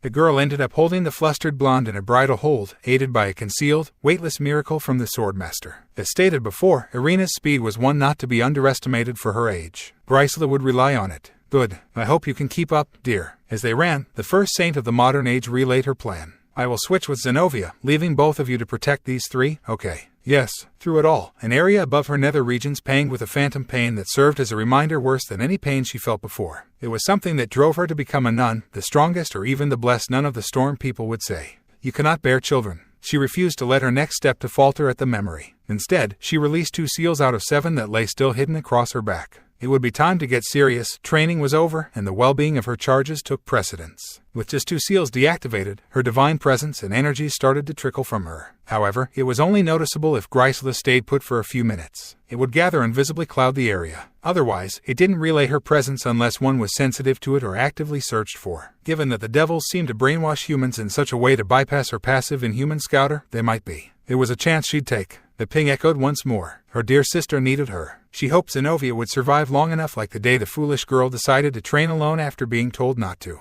Her younger sister was lucky there was some wandering exorcist culling the forest. Griselda refused to believe the outrageous claim that an angel revealed themselves to Xenovia, noting it mentally as something the blue-haired girl made up, feeling embarrassed. Like a dog eating her homework. She, however, was blind to Issei's leaking divinity.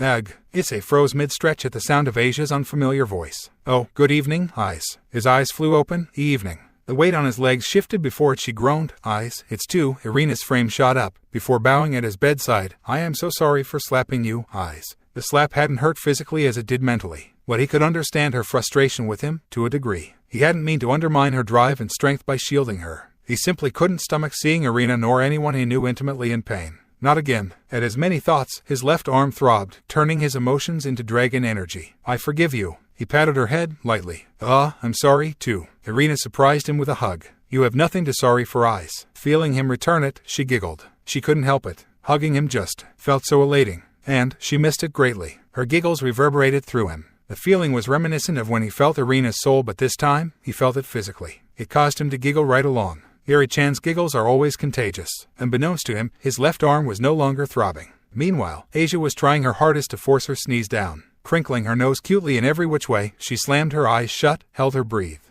Nothing was working. Oh no. Chew. Her eyes widened as she flushed harshly at their frozen figures. You were sorry. Suddenly, 2 pairs of hands held hers. Thank you for your hard work. Irina's amethyst eyes peered into her moss-green eyes. In each other, they both liked what they saw, smiling at one another. What a beautiful soul. Good evening, friend. She looked up to Issei's smiling eyes, which she was sure was previously brown, but were currently emerald. The girl withheld the urge to hold her still heating cheeks with her hand that she just noticed was in a boy's hand. Good evening again, I guess. Hi, eyes. At her mistake, she averted her eyes, shyly, unsure if she should draw her hands away. So cute. The 2 trainees glanced at one another. As Irina's eyes turned away, they twinkled. How is it to be the holy maiden? She thought she'd be less nervous if the blonde talked about herself. The girl shifted uncomfortably in her chair. She didn't know where to begin nor what she could say. Did I ask something insensitive? No. Sorry, The nun really tried to keep eye contact with Irina but to avail. However, in averting her gaze, she met Issei's and his smile. He gave a small nod. There's a lot to say, she offered, meekly. We have all day. If you don't mind telling us about yourself. I don't mind, pumping a mental fist up at her lack of stuttering. She continued with the added confidence that only trickled in continuing, if you tell me about you. Once more the exorcist in training shared a look and gaze. Irina's joyous personality infected them all. Of course, after all, Asia could feel the smile on her lips. Late night, Issei. Standing ahead of Issei, his best friend stood, hands clasped together behind her. This is it, Irina. Issei. The way the words rolled off his tongue made his skin tingle. Hi, Irina. Issei. Stissei. His nose crinkled at the offending object touching it, until realized he was suddenly brought out of his sleep. However, the familiar smell made his reaction much more docile. Irina watched her childhood recoil harshly into his pillow behind him. It would have been if not for the near-vice grip on her wrist. However, unconsciously, he had released her while blinking up at her in question. Perhaps Sister Griselda was onto something. The ugly feeling of guilt inflamed her core again. She hid in behind her back, ignoring the pain and brushing off the guilt, for it wasn't her fault, like Griselda said. Instead, she would smile. Good morning, sleepyhead. It was part of her that Issei was always looking out for. His cheeks went warm at the sight of Irina.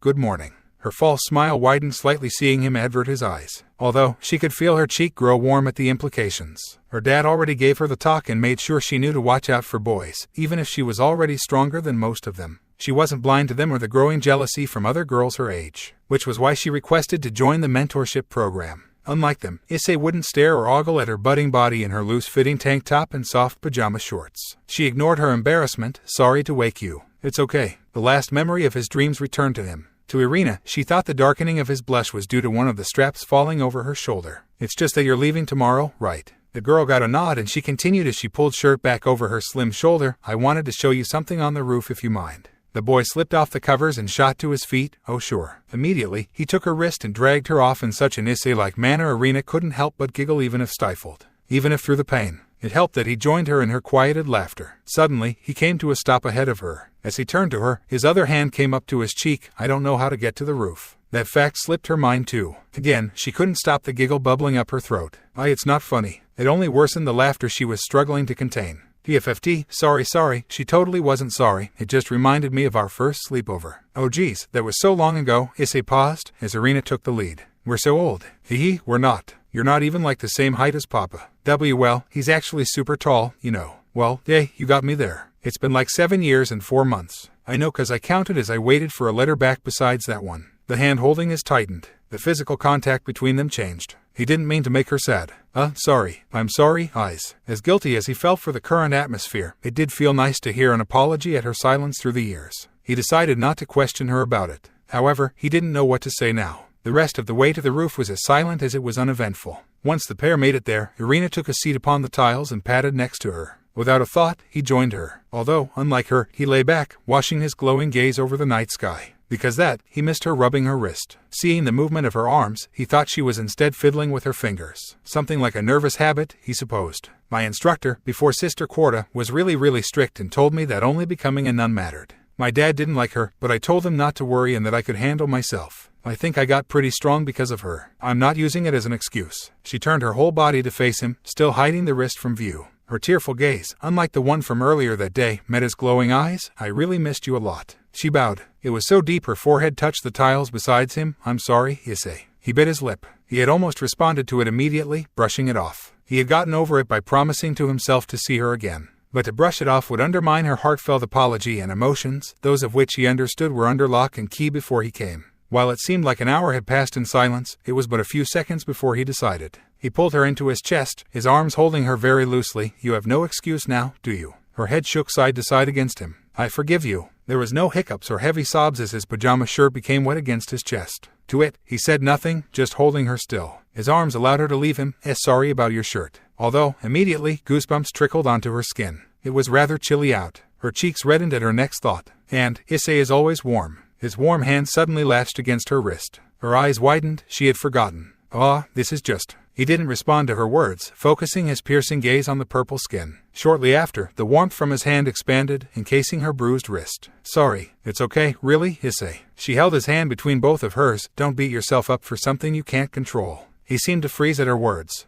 "Okay." She clapped both his cheeks. "Let's finally get to the thing I wanted to while up here." The playful smile on her lips tugged a tiny bit wider at the sight of his smaller one. "Okay." The boy went to rise, but she pushed him back down, which was actually harder than she thought it would be for two reasons. The first was that without even trying he was actually just as strong as she was. And the second, oh my days, his abs. She was a growing teen girl after all. The purple-eyed girl hadn't noticed it earlier. While forcing him down, she lost the concentration needed to draw the strength to do so, thinking her cheek-reddening thoughts. Ultimately, it was Issei who let her force her down. However, she wouldn't and didn't let the disparity of their strength get to her. She was past that now. She lay next to him. "I learned a lot about the stars." Issei hid his grimace. Gabriel had taught him about them too. "Me too." "Oh, right." She had forgotten she was speaking to an angel. Her amethyst eyes widened suddenly and her whole face flushed. She had essentially felt up and seduced an angel. Oh no. A forehead met hers. "Irina, is something wrong?" Thankfully, he was as oblivious as he was socially awkward. That fact brought up a fond memory, one that would never fail to make her laugh. And laugh she did. The physical contact between them flooding him with her emotions once more. "Sorry, I just..." And so, they shared their memories, the old and new, the good and bad, and reconnected even further. On her wrist, the Excalibur fragment glowed very dimly, absorbing the leaking from Issei and their emotions. "Bye everyone. Bye Issei." The Shidu family waved him off as the winds of his beating great wings lifted him. Over it all, Irina could still make out "I'll miss you." At that, she mouthed it back, refusing to yell it back in front of her parents. It would be too embarrassing to do so in front of her parents, even if she would eventually tell them what happened and what didn't happen between them. She knew he saw it because he was always watching over her in their time together. Ugh, that means, Mommy's gonna know I kissed high. If possible, the smile was wider than the one he had coming to see Irina. Yup. There was relative silence as he raced through the afternoon sky, until Diedrag spoke up once more. "I've been busy fixing our connection. Apparently, one major problem is that you haven't completely matured yet. Maybe it has to do with your angelic physiology." "I see. Thank you for your hard work." That explained why he was sleeping so much, the boy supposed. The dragon only grunted at the honest gratitude. Gabriel, Issei's parents and himself still haven't mentioned how hard he worked to keep him alive. The ancient creature preferred it that way. Nevertheless, it was humbling to have the child thank him. Yes, long a little over 1K words. Most of it is explanations for the story that I'm not sure I'll fit in later without awkwardly forcing it in. Like anime, manga, LNS I'd still watch and read despite being basic trash. Sorry to make you wait. I kinda want to restart this story, but if I had decided to do so, I probably won't ever get to it until another year or so, to be honest. Instead, I might overhaul the previous chapters in a soft reboot. Or not, and just keep moving forward with better quality. Honestly, I forgot I gave Issei 4 pairs of wings. I thought I gave him 2 pairs, 3 at most before I reread. Holy shit, he's a monster at the age of 14. Should I add Freed's sister into the harem? I like how I had an OC sister for free before she was announced. I guess I was onto something, lol. Warrior nuns are training nuns who decide to give themselves up to battle. They are above typical exorcist in terms of status but below someone deemed as a High Lord Paladin. Unlike the typical exorcist, their nun training makes more susceptible to greater holy energies. They aren't as sexually constraining as being a typical nun, since passing on their genes of those who survive the battlefield after many years is important. Falling and staying in love tends to be the hard part, which is why it's deemed improper. Never mind going against one of the rules of being a nun. Sword maidens are women with high sword affinity and progress through training that only sword masters usually undertake to get where they are. Often, they're disciplines of a sword master, surpassing them greatly in their primes. They rival even the strongest of angels. Their male counterparts are called sword saints, not to be confused with sword saints of other religions, factions. They're often so rare that only 2 tend to live in the same lifespan. Grace LaQuarta is of the 11 nuns who became a saint with a title. Having one puts her on the level of historic true saints, unlike Vasco Strada, a modern true saint. She's known as a sword master, mistress, the blessed nun of the storm, the first saint of the modern age, by those in high positions in the church, and the ultimate white nun by her enemies. She, like Issei, is shackled with seals as a way to hide her near-divine presence that leaks from her hallowed human body. She lacks Strata's experience to withhold her overwhelming presence. Unlike those in high positions similar to hers, she knows how to use the internet. She usually uploads bi-daily articles and videos. Saints are those revered by the people. So much so, they gain power from prayers of others, similarly to angels, gods, or religions as a whole. Most historic saints are true saints based on their continued relevance. Modern true sainthood is a status given by the Vatican and is mostly an act to spread their name, title, and inspire others. Thus, it also serves to increase their power in a minor holy awakening, boosting the recipient's power. Though, this is possible without the ritual. Gabriel is the first in hundreds of years for that to happen. They are the closest to an angel as reverence continually changes their bodies. She is nearly the equivalent of a super devil for the church, and currently matched by only 2 others in the church. Yes, if the church wasn't so conservative, they would have taken the world by storm with idols. This also serves to convey just how popular Gabriel is and why Irina was so excited to meet her in Xenovia. Holy energies, why not just energy? Unlike demonic, devil magic, energy, there were many ways to obtain holy energy that do not combine as one to empower, but rather work together towards a goal. As an exorcist, they draw from themselves, their prayers, and oftentimes with foci, conduits which can bend the light. Variables such as purity and the energy's duty determine the strength. A much more restricting system compared to the devil's, more flexible than the magician's mathematical systems but less numeral in uses. It favored those of pure heart like Asia. It was so rare in fact that Asia's affinity for the system was the secondary reasoning to make her into the youngest true modern saint, which officially announced her as the holy maiden to the world. An angel's Holy Spirit energy is different as all their energy gained from prayers or natural regeneration is filtered through their body and turned into one unique color. Gabriel is one of the few who can replicate this. His dragon arm is something he got off screen and an indication of another traumatic event. With the calming presence of home and of constant exposure to Gabriel, after just nearly 2 days, its power would accumulate to massive proportions with his unadulterated emotions which is seen to be in constant flux. The throbbing was due to constant suppression of it and his affinity for being dragon-like in nature. It was something I was supposed to introduce in an earlier chapter. That was my bad. This filters his negative emotions and the other thoughts that would otherwise make him fall. But even this filter isn't perfect.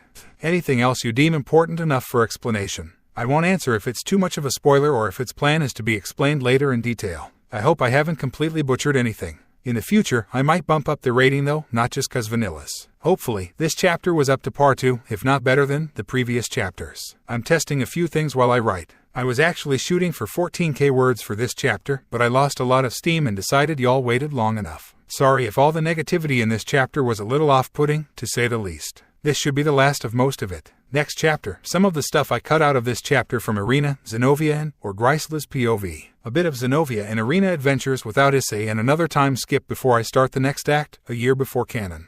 I'll be testing your stamina and speed. Yes, Sister Griselda. Irina's shoes slammed into the ground behind her as she tried her best to catch up to her new mentor, who stayed just out of attacking range. While she wasn't unused to physically demanding programs, the girl couldn't help but hope for a bit of a break. Keeping up with Issei the previous day was way more draining than she had expected. Her muscles were still sore. The soles of her feet still made her want to cringe in each step. Her mind kept wandering off, unable to completely focus on pushing herself. Focus, young Shidu. The woman slowed down to match the younger girl's pace. I want you to try something. Oh, okay. The woman slid to a stop and turned around. The girl behind her followed. Though seeing nothing behind her, Irina turned back. Gabriel hid a smile at the misinterpretation of her actions. Do you remember how Xenovia drew upon the holy element? The brunette nodded, hesitantly. Seeing that reaction, the nun crouched to the girl's height. I do not know why your previous mentor deemed you unworthy for the element, nor do I know why your father chose not to teach you how to utilize it. Those your age already know the bare basics. Irina stood stock still as she absorbed the words. Aye, I'll be here to give you a speedy course, okay. The motherly nun patted her head. Your physical traits far outclass those your age. Though, your mental facilities are lacking given your talent. Talent? You never wondered why your father asked you to never sing. The girl shook her head. Ah, what a nice girl. However, Gabriel's face hardened. Have you been denying yourself? The girl flushed because she had initially misunderstood the wording and fought avoiding her mentor's sharp eyes.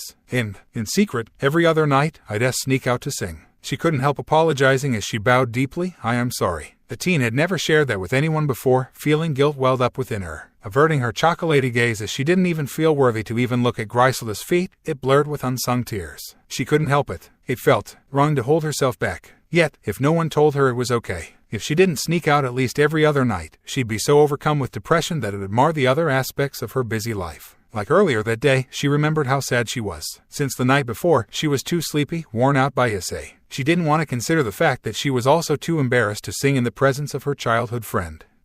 Just thinking about it made the red of her round face intensify a little. She was this close to singing to him. Instead, she panicked and brought up the stars. Sharp cerulean eyes softened. You have nothing to apologize for, Irina. The strongest nun pulled her into her arms. If anything, your father knew you would. He's a man. He wouldn't fully understand how it is to be a girl and assumed you'd come to that conclusion yourself. That does sound like Papa. Grisela pulled out from the embrace, locking eyes with her newest mentee. No more sneaking off? Okay. The girl nodded vigorously. I want to hear you sing tomorrow, so prepare yourself. Why yes, Sister Quarta. The nun nodded to herself, stepping away. For today, I'll be pushing you beyond your limits. Standing straight, she put in a fist to her open palm. Despite the mission, there should be no real threats, so we'll be working on the basics of holy reinforcement, your movement, and stamina. Without a warning, Irina was sent to her knees, gasping harshly as she did so. The world around her seemed to disappear as the presence of the strongest nun overtook all her senses. This is what you'll be working towards. Sear it into your memory, young Shidu. As the teen girl succeeded in raising her head to face the woman, the demon in nun's cloth hid her smirk. A promising student was in her grasp.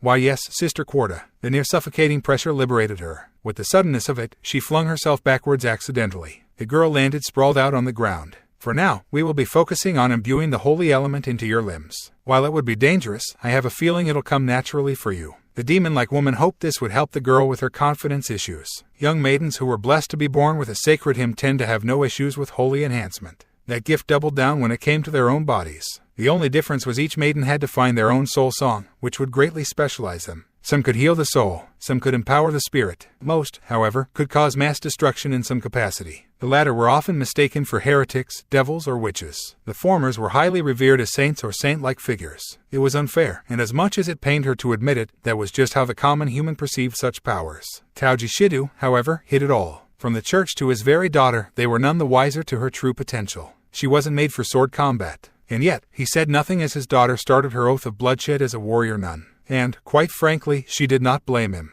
Though, it frustrated her to no end to know he hadn't even bothered to teach his daughter anything regarding the holy element or her near-angelic voice. From the way the girl felt immense guilt, there seemed to be no advisories of any sort. Grisela decided she would confront the man later. He had only confided in the nun after finding out she would be Irina's new instructor. The father knew he wouldn't be able to mask it from the strongest woman of the church. The girl picked herself up. Yes, Sister Quarta. Close your eyes and hum a hymn to yourself. The girl did exactly that without any hesitation. Grisela felt her stoic expression twitch at the girl's soothing sounds. Perhaps the repression made it stronger. Maybe that was Tauji's real objective. Nevertheless, repression was never usually a good thing, even if she endorsed it for the church to a degree. She wouldn't stand to see things less than perfect. Her vision of perfection was everything had to be stoic, uniform, and above all else, sinless. The only exceptions were children and those who weren't part of the church. Besides Xenovia, of course. A true sword maiden had to be perfect, even if the blue-haired girl was one in training.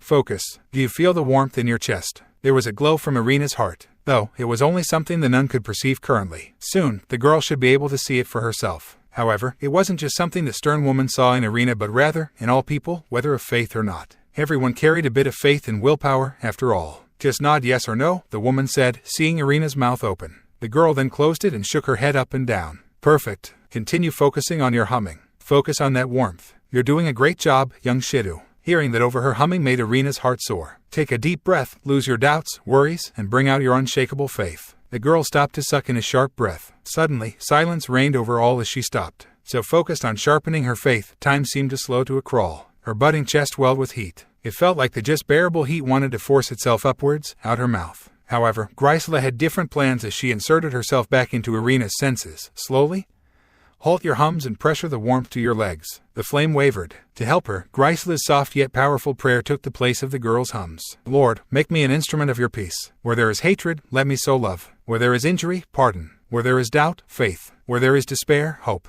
Where there is darkness, light. Where there is sadness, joy. The girl's gathered faith trickled to her lower body. There, it pooled up much faster than she intended. But it was workable, she thought as sweat dripped off her brow. It was much easier than expected. Nonetheless, she wouldn't get her hopes up quite yet. O Divine Master, grant that I may not so much seek to be consoled as to console, to be understood as to understand, to be loved as to love. For it is in giving that we receive, it is in pardoning that we are pardoned, and it is in dying that we are born to eternal life. Amen. The energy within her was starting to stabilize. Joy, relief, and reverence filled her being, soul, and mind. The brunette couldn't help herself as she brought her hands together up in prayer. Amen. Open your eyes, young Shidu. Slowly, her perception of the world returned to her. First came Griselda, an insurmountable presence. Then, the environment came to a sway in the afternoon wind. Through it all, her body felt energized, felt unbelievably light. However, all she did was reel in her energy and excitement to match gazes with her instructor. The woman only gave a small smile. Congratulations, you've done it on your first try. Amazingly so. Bending down a bit, she tapped her legs, gesturing for Irina to look at her own pair. The girl nearly gasped as she had almost fallen back in shock. Pulsing up and down her legs, yellow lines appeared.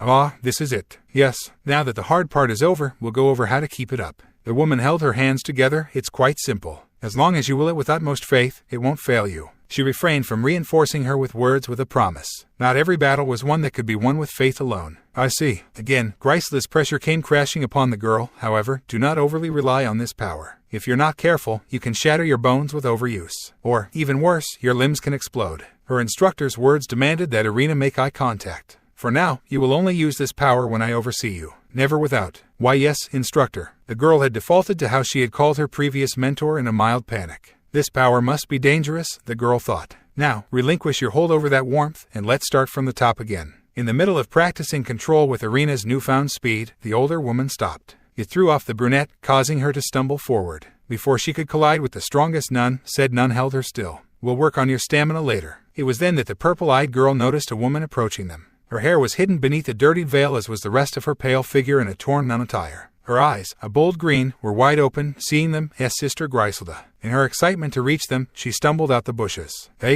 However, faster than Irina could perceive, her mentor already sped ahead to catch the tripping nun. Oh, sorry, Sister Quarta, The pale woman fainted. Without missing a beat, the woman gathered the unconscious woman into her arms. Bridal style, she's just exhausted, young Shidu. Should we head back to the church? Griselda nodded, quickly. The sharp-eyed nun paused to cast a miracle over the nun, who gained a glow. Prepare yourself. Seeing her mentor wait patiently, Irina drew upon her faith, empowering herself in but a few seconds. I'm ready. Take the lead. Follow. Yes, instructor. With that, she shot back from the direction they came from. The girl roared in her thoughts, pushing herself to run faster. She could do it, she thought. She could push herself to endure the entire run to the church. Not too far behind, her fierce mentor sped after her. Nearly 10 minutes into the run, the purple-eyed girl noticed a man approaching them from the trees. His hair was a bright gray, his skin was pale, and his keen eyes, while nowhere as sharp as Griselda's eyes, were pale blue. He wore basic but dirtied exorcist gear, a bloodied handle to a lightsaber, basic light-based handgun, and a torn book that she couldn't quite make out. Otherwise, the only real out-of-place thing about him was that he looked to be disheveled and out of breath. However, his blue eyes lit up with recognition. As Sister Griselda. Without fail, the nun's very presence demanded the best from everyone. And so, he straightened his back and tried to control his labored breath. Have you seen the Holy Maiden? He then noticed the nun's arms. I is Sister Francine. Okay. Sister Argento. Irina heard her mentor whisper, before glancing back to Irina, then back to the exorcist. No, I haven't, and she fainted from exhaustion. The exorcist's expression fell as he explained, while in transit, we were attacked by various monsters. The Holy Maiden, bless her heart, tried to heal one of my teammates. He balled up his fists. They were caught off guard by a demon in the tree that grabbed them both. Irina watched as Griselda's expression darkened. Irina, we're now on a rescue mission. The woman turned back to her, grabbing her wrist where the transformed Excalibur mimic rested. Do not let your guard down. Do not wander off. The woman was treating her like a child. As if the nun could read Irina's train of thought, the saint continued, but with a softer expression. This is your first real mission, young Shidu. It wasn't supposed to be. I understand. The nun drew up Irina's other hand and clasped them in her tight grasp. I hope you do. There was a warm feeling that encompassed the girl's body. She didn't know it at the time, but it was a bit of her holy energy. It would allow Griselda to find her and shield her without being present if necessary. We will still meet up with young Hayadu and young Quarta in an hour if we don't find them on our search. Irina noticed a lack of worry for the two as the woman turned to face the exorcist. Though they could probably handle themselves, the girl thought. How big was your squad? 7. The man's face hardened as he paused. 5 of them were killed in the ambush. Irina's eyes widened and her hands balled up at the revelation. This was why she couldn't be weak. She could be one of those people. Or she could be a burden and get someone killed. Amen. In her thoughts, she missed most of Griselda's prayer until feeling the power in her final word. Young Shidu, prepare yourself. We're moving out. Why yes. Her words trailed off, seeing her mentor's gaze. In her stupor, she didn't see the glow around her wavering. The woman's voice softened, remembering Irina's sensitivity to more intense emotions. Focus on me and breathe, Irina. The girl was still rather innocent, unlike Xenovia. The woman would have to constantly remind herself of that. Yes, instructor. There was a pause as the girl struggled to pool her faith for a few seconds. I'm ready. And so, they returned on their trek towards the church, though they moved slower than initially did as they held back for the tired exorcist. "Please watch over the sister for me, young Shidu." The girl nodded, vigorously, not trusting her voice as she still heaved for breath. While she wasn't sprinting at full speed, she did run for a good 15 minutes or so. "I'll be talking with the monk, okay?" The exorcist was a monk in this case. "Huff. Why yes, it's true. Please just call me Sister Quarta, Irina." Said girl flinched at her name. "Sorry, the brunette struggled to remain refined in her speech. "I'm just used to my old mentor." She trailed off, realizing her failure. "It's quite all right, young Shidu." The warrior nun trainee missed the soft smile in her direction. "We shouldn't take long, so please wait patiently." As she opened the door, she paused. "I'll be back with some water." "Thank you, Sister Quarta." There was a whisper that lingered in the air as the woman left. Irina couldn't exactly make out what it was, but it helped soothe her. Slowly, her breathing returned to normal. No longer required to focus on restabilizing herself, her fixation was on her thoughts as there was just silence and nothing of interest in the near-colorless, bare room. Immediately, her initial thoughts were of the exorcist's missing group. She shook her head just as quickly. Instead, she chose to focus on the things she learned. Promptly, she was hit with a wave of temptation to draw upon the power humming within her. All she learned in just the meager guidance was invaluable and electrifying. Hopefully, it had helped to close the divide between her and Xenovia. And Issei, turning her gaze to her budding chest where her hands rested, she closed her shining eyes to the temptation. Her new mentor, Griselda, was already giving her freedoms she had never experienced before. Those were already much more than she could ask for. There was no need to betray the expectations set upon her. There was no need to lie anymore, to herself or others. "I didn't completely realize it back then because of Sister Griselda, but..." She trailed off in thought while her roughened hands trembled as they reached up from her throbbing chest to cover her mouth. Her vision blurred from unshed. Bliss and relief filled her. It was akin to the feeling of openly singing to the nightly air. She would finally learn to control herself. All the while, the bracelet against her chin glowed. "You will die. Then, so be it. Then, you leave me no choice." With a cool cup in her hands, Irina cringed as she heard the exorcist, monk and her mentor argue right outside the door. It wasn't especially loud in the silent church. However, the dispute between them was in heated whispers and thick with conflicting emotions that it kept disrupting her attempts to distract herself. Her mentor was trying to be a voice of stern reasoning that fell upon the ears of wicked vengeance. A wave of pressure descended on the silent church. "I order you to stand down." And no, despite not being in the conversation, the girl bit her lip, nervously. The exorcist was disobeying a direct order from one of the church's few living saints. He would be excommunicated and be placed on a capture on-site order. She didn't know what would happen after that. Irina knew Griselda only wanted him to be here where it would be safe. He was, enough that a few others had already perished. "Leave then. Do not show your face here again. I won't show this mercy again." There was some shuffling before the retreating monk's steps grew increasingly quieter. So focused on listening onto the conversation, the clicking of the door as it shut behind the saint made the warrior nun trainee flinch harshly in surprise. "Sorry, I overheard." Losing confidence in her unrefined and rushed words immediately, Irina trailed off, fighting herself whether she should or shouldn't look into her mentor's eyes. In her indecisiveness, the girl missed the way Griselda's eyes softened. The woman had decided against muting the conversation to open ears, otherwise Irina's, with a simple miracle. Instead, Irina would be shown some of the darker but more tamed interactions between people. While it wasn't her intention for training for today and for any time soon, the girl was too innocent, having only gained her spot far earlier than most from sheer physical ability and her father's underground legacy. The girl was all too likely to work from emotion rather than duty. While that may be due to her gift, she'd have to grow out of it. Although, it wasn't as if she was betting on the monk of all exorcists to disobey her. If anything, she hoped for the opposite. The sister kneeled down next to the girl on her chair. "I'm sorry as well, young Shidu." She matched gazes with the girl. "People can have connections so strong that they surpass their duty. I mentioned being close to your comrades, did I not?" The girl gave a small yes. "Nevertheless, your duty must come above all else." The saint could feel the conflict within the young girl. That was to be expected and very thoroughly understood. There would be enough of that though, she thought as she closed her eyes. May he be redeemed. For men aren't evil, only misguided. In the spirit of vengeance. Amen. Irina's own invocation came late as she hadn't expected Griselda to suddenly get into prayer. Amen. Again, her presence demanded Irina look into her eyes. However, do not lose your focus, your drive, your faith. She paused to let that sink in. Right now, your duty, the woman tapped Irina's chest where her heart lay beneath, is to get strong so something like this fate won't befall you. Do you understand? Seeing the girl's beautifully innocent eyes widen, the mentor fought down her smile. Yes, yes, Sister Quarta. Erg. It was then the nun they found in the forest groaned. Hearing it, Irina grabbed the extra cup that Griselda brought earlier alongside the pitcher of ice water that came with it. As the girl poured out the liquid, the physically exhausted nun raised her upper body, taking in the familiar environment. Only to nearly fall off the bed, seeing a serious Griselda at her bedside. SS Sister Quarta. Her voice came out hoarse. Fortunately, Irina passed her the cold glass. In her panic to address the pinnacle of modern nuns, the bedridden women practically inhaled the water. Sis, calm down, Sister Francine. Smoothly, Grisela cut off the other nun. I got the information from the excommunicated exorcist, Harold. There was a gasp, and no. Her mind made connections for the worse. Do not fret. He did not betray you or the rest of your squad, Sister Francine. He simply disobeyed a direct order to stay put. The saint closed her eyes. I understand his spirit of vengeance. Nonetheless, that isn't the correct course of action. It may be an unjust punishment, but that was the rules that governed him. He knew them well and probably more than most as a monk. I am sorry. There's nothing to apologize for, sister. The taller woman blinked as a thought crossed her mind. Could I ask something of you? Of course, Sister Quarta. I'm sorry to ask when you're still so exhausted, but could you keep watch over the church? I'll set down some wards as well in. Grisela gestured to Irina, our absence to assist you. I can do it, the sister said firmly, moving to slip out of the simple bed. Again, the woman was caught as she fell. This time it was by Irina.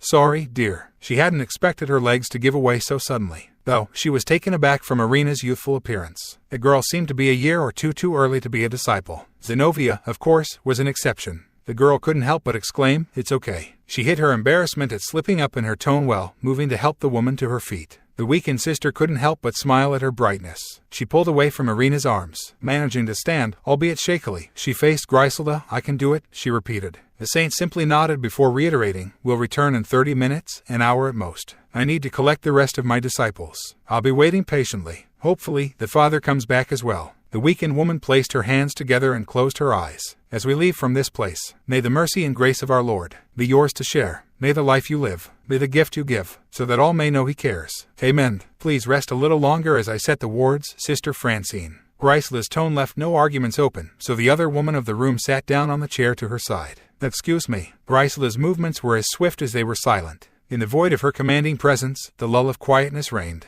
The nun knew not of Irina's name nor the nature of her companionship. Irina, on the other hand, was used to speaking very little, if at all, while in the attendance of adults outside of her parents. I'm sorry for putting you through this so early in your training, dear, the woman decided on, speaking honestly. The apology caught the girl off guard as the trainee blinked repeatedly before she could gather a response. It's all right, Sister Francine. At it, the nun hummed in thought. You're an exorcist in training. A warrior nun, the girl corrected. Oh, I used to be one. The woman trailed off in thought. After a few seconds, she returned her attention back to the girl who was trying much too hard to be stoic. I'm a rather unique case. I was a warrior nun who turned into a nun. Her eyes sparkled as she remembered the main reasons she converted, to teach and her high blood pressure. Do you have any questions? Don't afraid to say what's on your mind. Her expression may have looked welcoming, but suddenly the woman gained a fierce aura as well. The nun wouldn't take a no or nothing, only her true thoughts. With that in mind, Irina gathered her voice in confidence. How are you so? Unfazed even though the exorcist was so angry. The nun's smile widened before she responded with, what a good question, dear. She set her palms up and open, towards Irina. Come closer. Irina moved to stand in front of her, catching the nod of the woman's head. It was a hint to place her hands atop them. In doing so, the girl noticed how rough the past warrior nun's hands really were. Getting over that revelation, the younger girl noticed how calm her pulse was as well. I can't afford to get riled up anymore. Becoming a nun really helped me to control my emotions and get my blood pressure to a safe spot. Seeing the question in Irina's gaze, she answered, grasping the chestnut-haired girl's hands. It's not something you need to worry about, dear. There was a knock before the door opened to reveal Grisela, who said, time to set out. Remember, go seek Gabriel. Yup. There was relative silence as he raced through the afternoon sky, until Diedrag spoke up once more. I've been busy fixing our connection. Apparently, one major problem is that you haven't completely matured yet. Maybe it has to do with your angelic physiology. I see. Thank you for your hard work. A soft knocking against Issei's bedroom door, prompting a flinch from the boy. Issei, with that as a warning, the seraph entered the room. The boy gave her a weak smile, hiding his left arm behind him. Sorry, Gabriel. I thought I could control it. The strongest woman of heaven took in the situation. Everything was in disarray. His bed was broken, and the various fabrics in pieces in every place her eyes fell on. She could only tilt her head in confusion, control it. The boy bit his lip, unable to meet her concerned eyes. In my arm. Against the admittedly better judgment of Diedrag, Issei decided to go home immediately. However, he was stubborn and wanted to deal with it by his lonesome. His left arm throbbed in the grasp of his right as he pulled it before himself for Gabriel to see. At the reveal, the strongest female angel's senses were instantly overloaded with the sheer amount of draconic energy. It just went to show just how much he could hold back. He wasn't quite at the point where he could maintain, filter, and drain it safely. Oh no. His dragon arm completely slipped her certainly airheaded and bustling mind. I'm so sorry. She pulled him into her arms, ignoring the searing feeling of his arm between them. You poor child. She cooed him to a deep slumber, combing her fingers through his shoulder-length hair. The last thing the boy could remember was thinking that he was no longer a kid. It made him grasp her tightly in his stubbornness. The almost archangel mistook it for pain, and to a degree, she wasn't wrong. It was then a green orb appeared on Issei's reddening arm. There was a wry smile atop her cherry red lips before she said, "He wants to be fully self-sufficient." When the Red Dragon Emperor didn't deny or refute the observation and silence was the answer, she pulled him closer to herself before picking him up. Her right arm held him by the back of his knees, her other held his upper body by his small back. One day these shoulders would be wide and sturdy. She almost couldn't wait. One day, I fear, he might leave heaven completely. They knew she wasn't worried about him falling.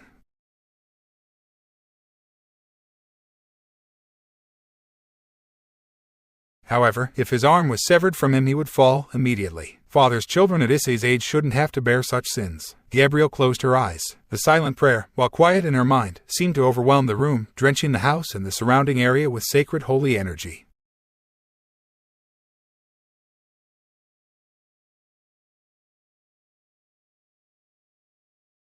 Nevertheless, that armless scenario was quite unlikely with how strong he had and would become. It wouldn't stop her from fretting though. While not as headstrong as he once was, he was still young, naive, and bound to make more than a few mistakes. In her opinion, leaving heaven would be one of them. Gabriel's mouth flew open, but the ancient dragon cut her off. There was a loud yawn. "I'm going to sleep too. Watch over him for me." Despite the fact that the dragon couldn't actually see her, she nodded.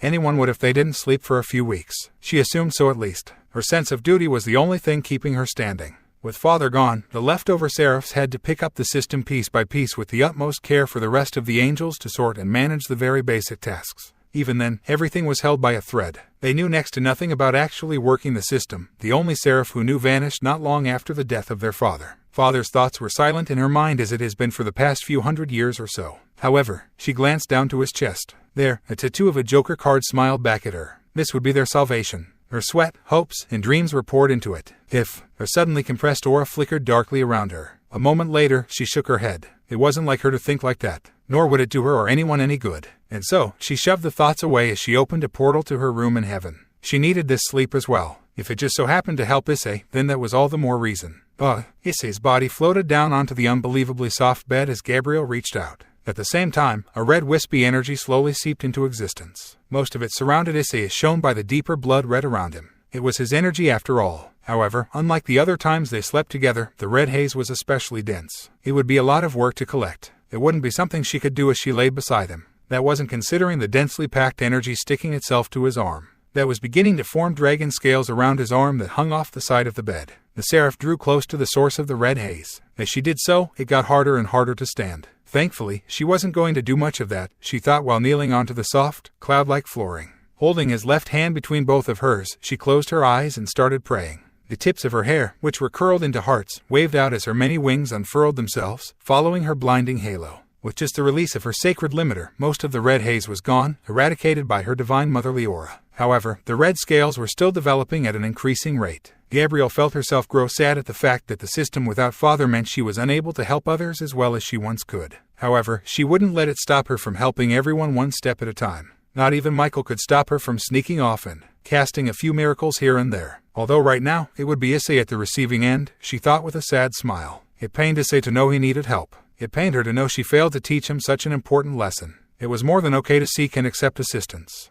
And therefore, I purify. Instead of eliminating the thick red energy in its entirety, it quickly swirled into a ball in the palm of her trembling left hand. Following that, her other hand summoned a portal and fished out a transparent cube. She then forced the ball into the cube. It flashed red as it absorbed the energy. With that done, she set the transparent cube back through the portal with care. Through the whole ordeal, the radiance of her halo became weaker and weaker. She was both tired in spirit, mind, and body. Her 12 wings felt heavy as they helped her onto the bed. With just one thought, she wrapped her arms around Issei and fell asleep. Good night. Okay, sadly the chapter is over. And if you enjoyed, just leave a like and subscribe with post notification, so when the next chapter is ready, you will be notified. Okay, see you in the next video. Bye.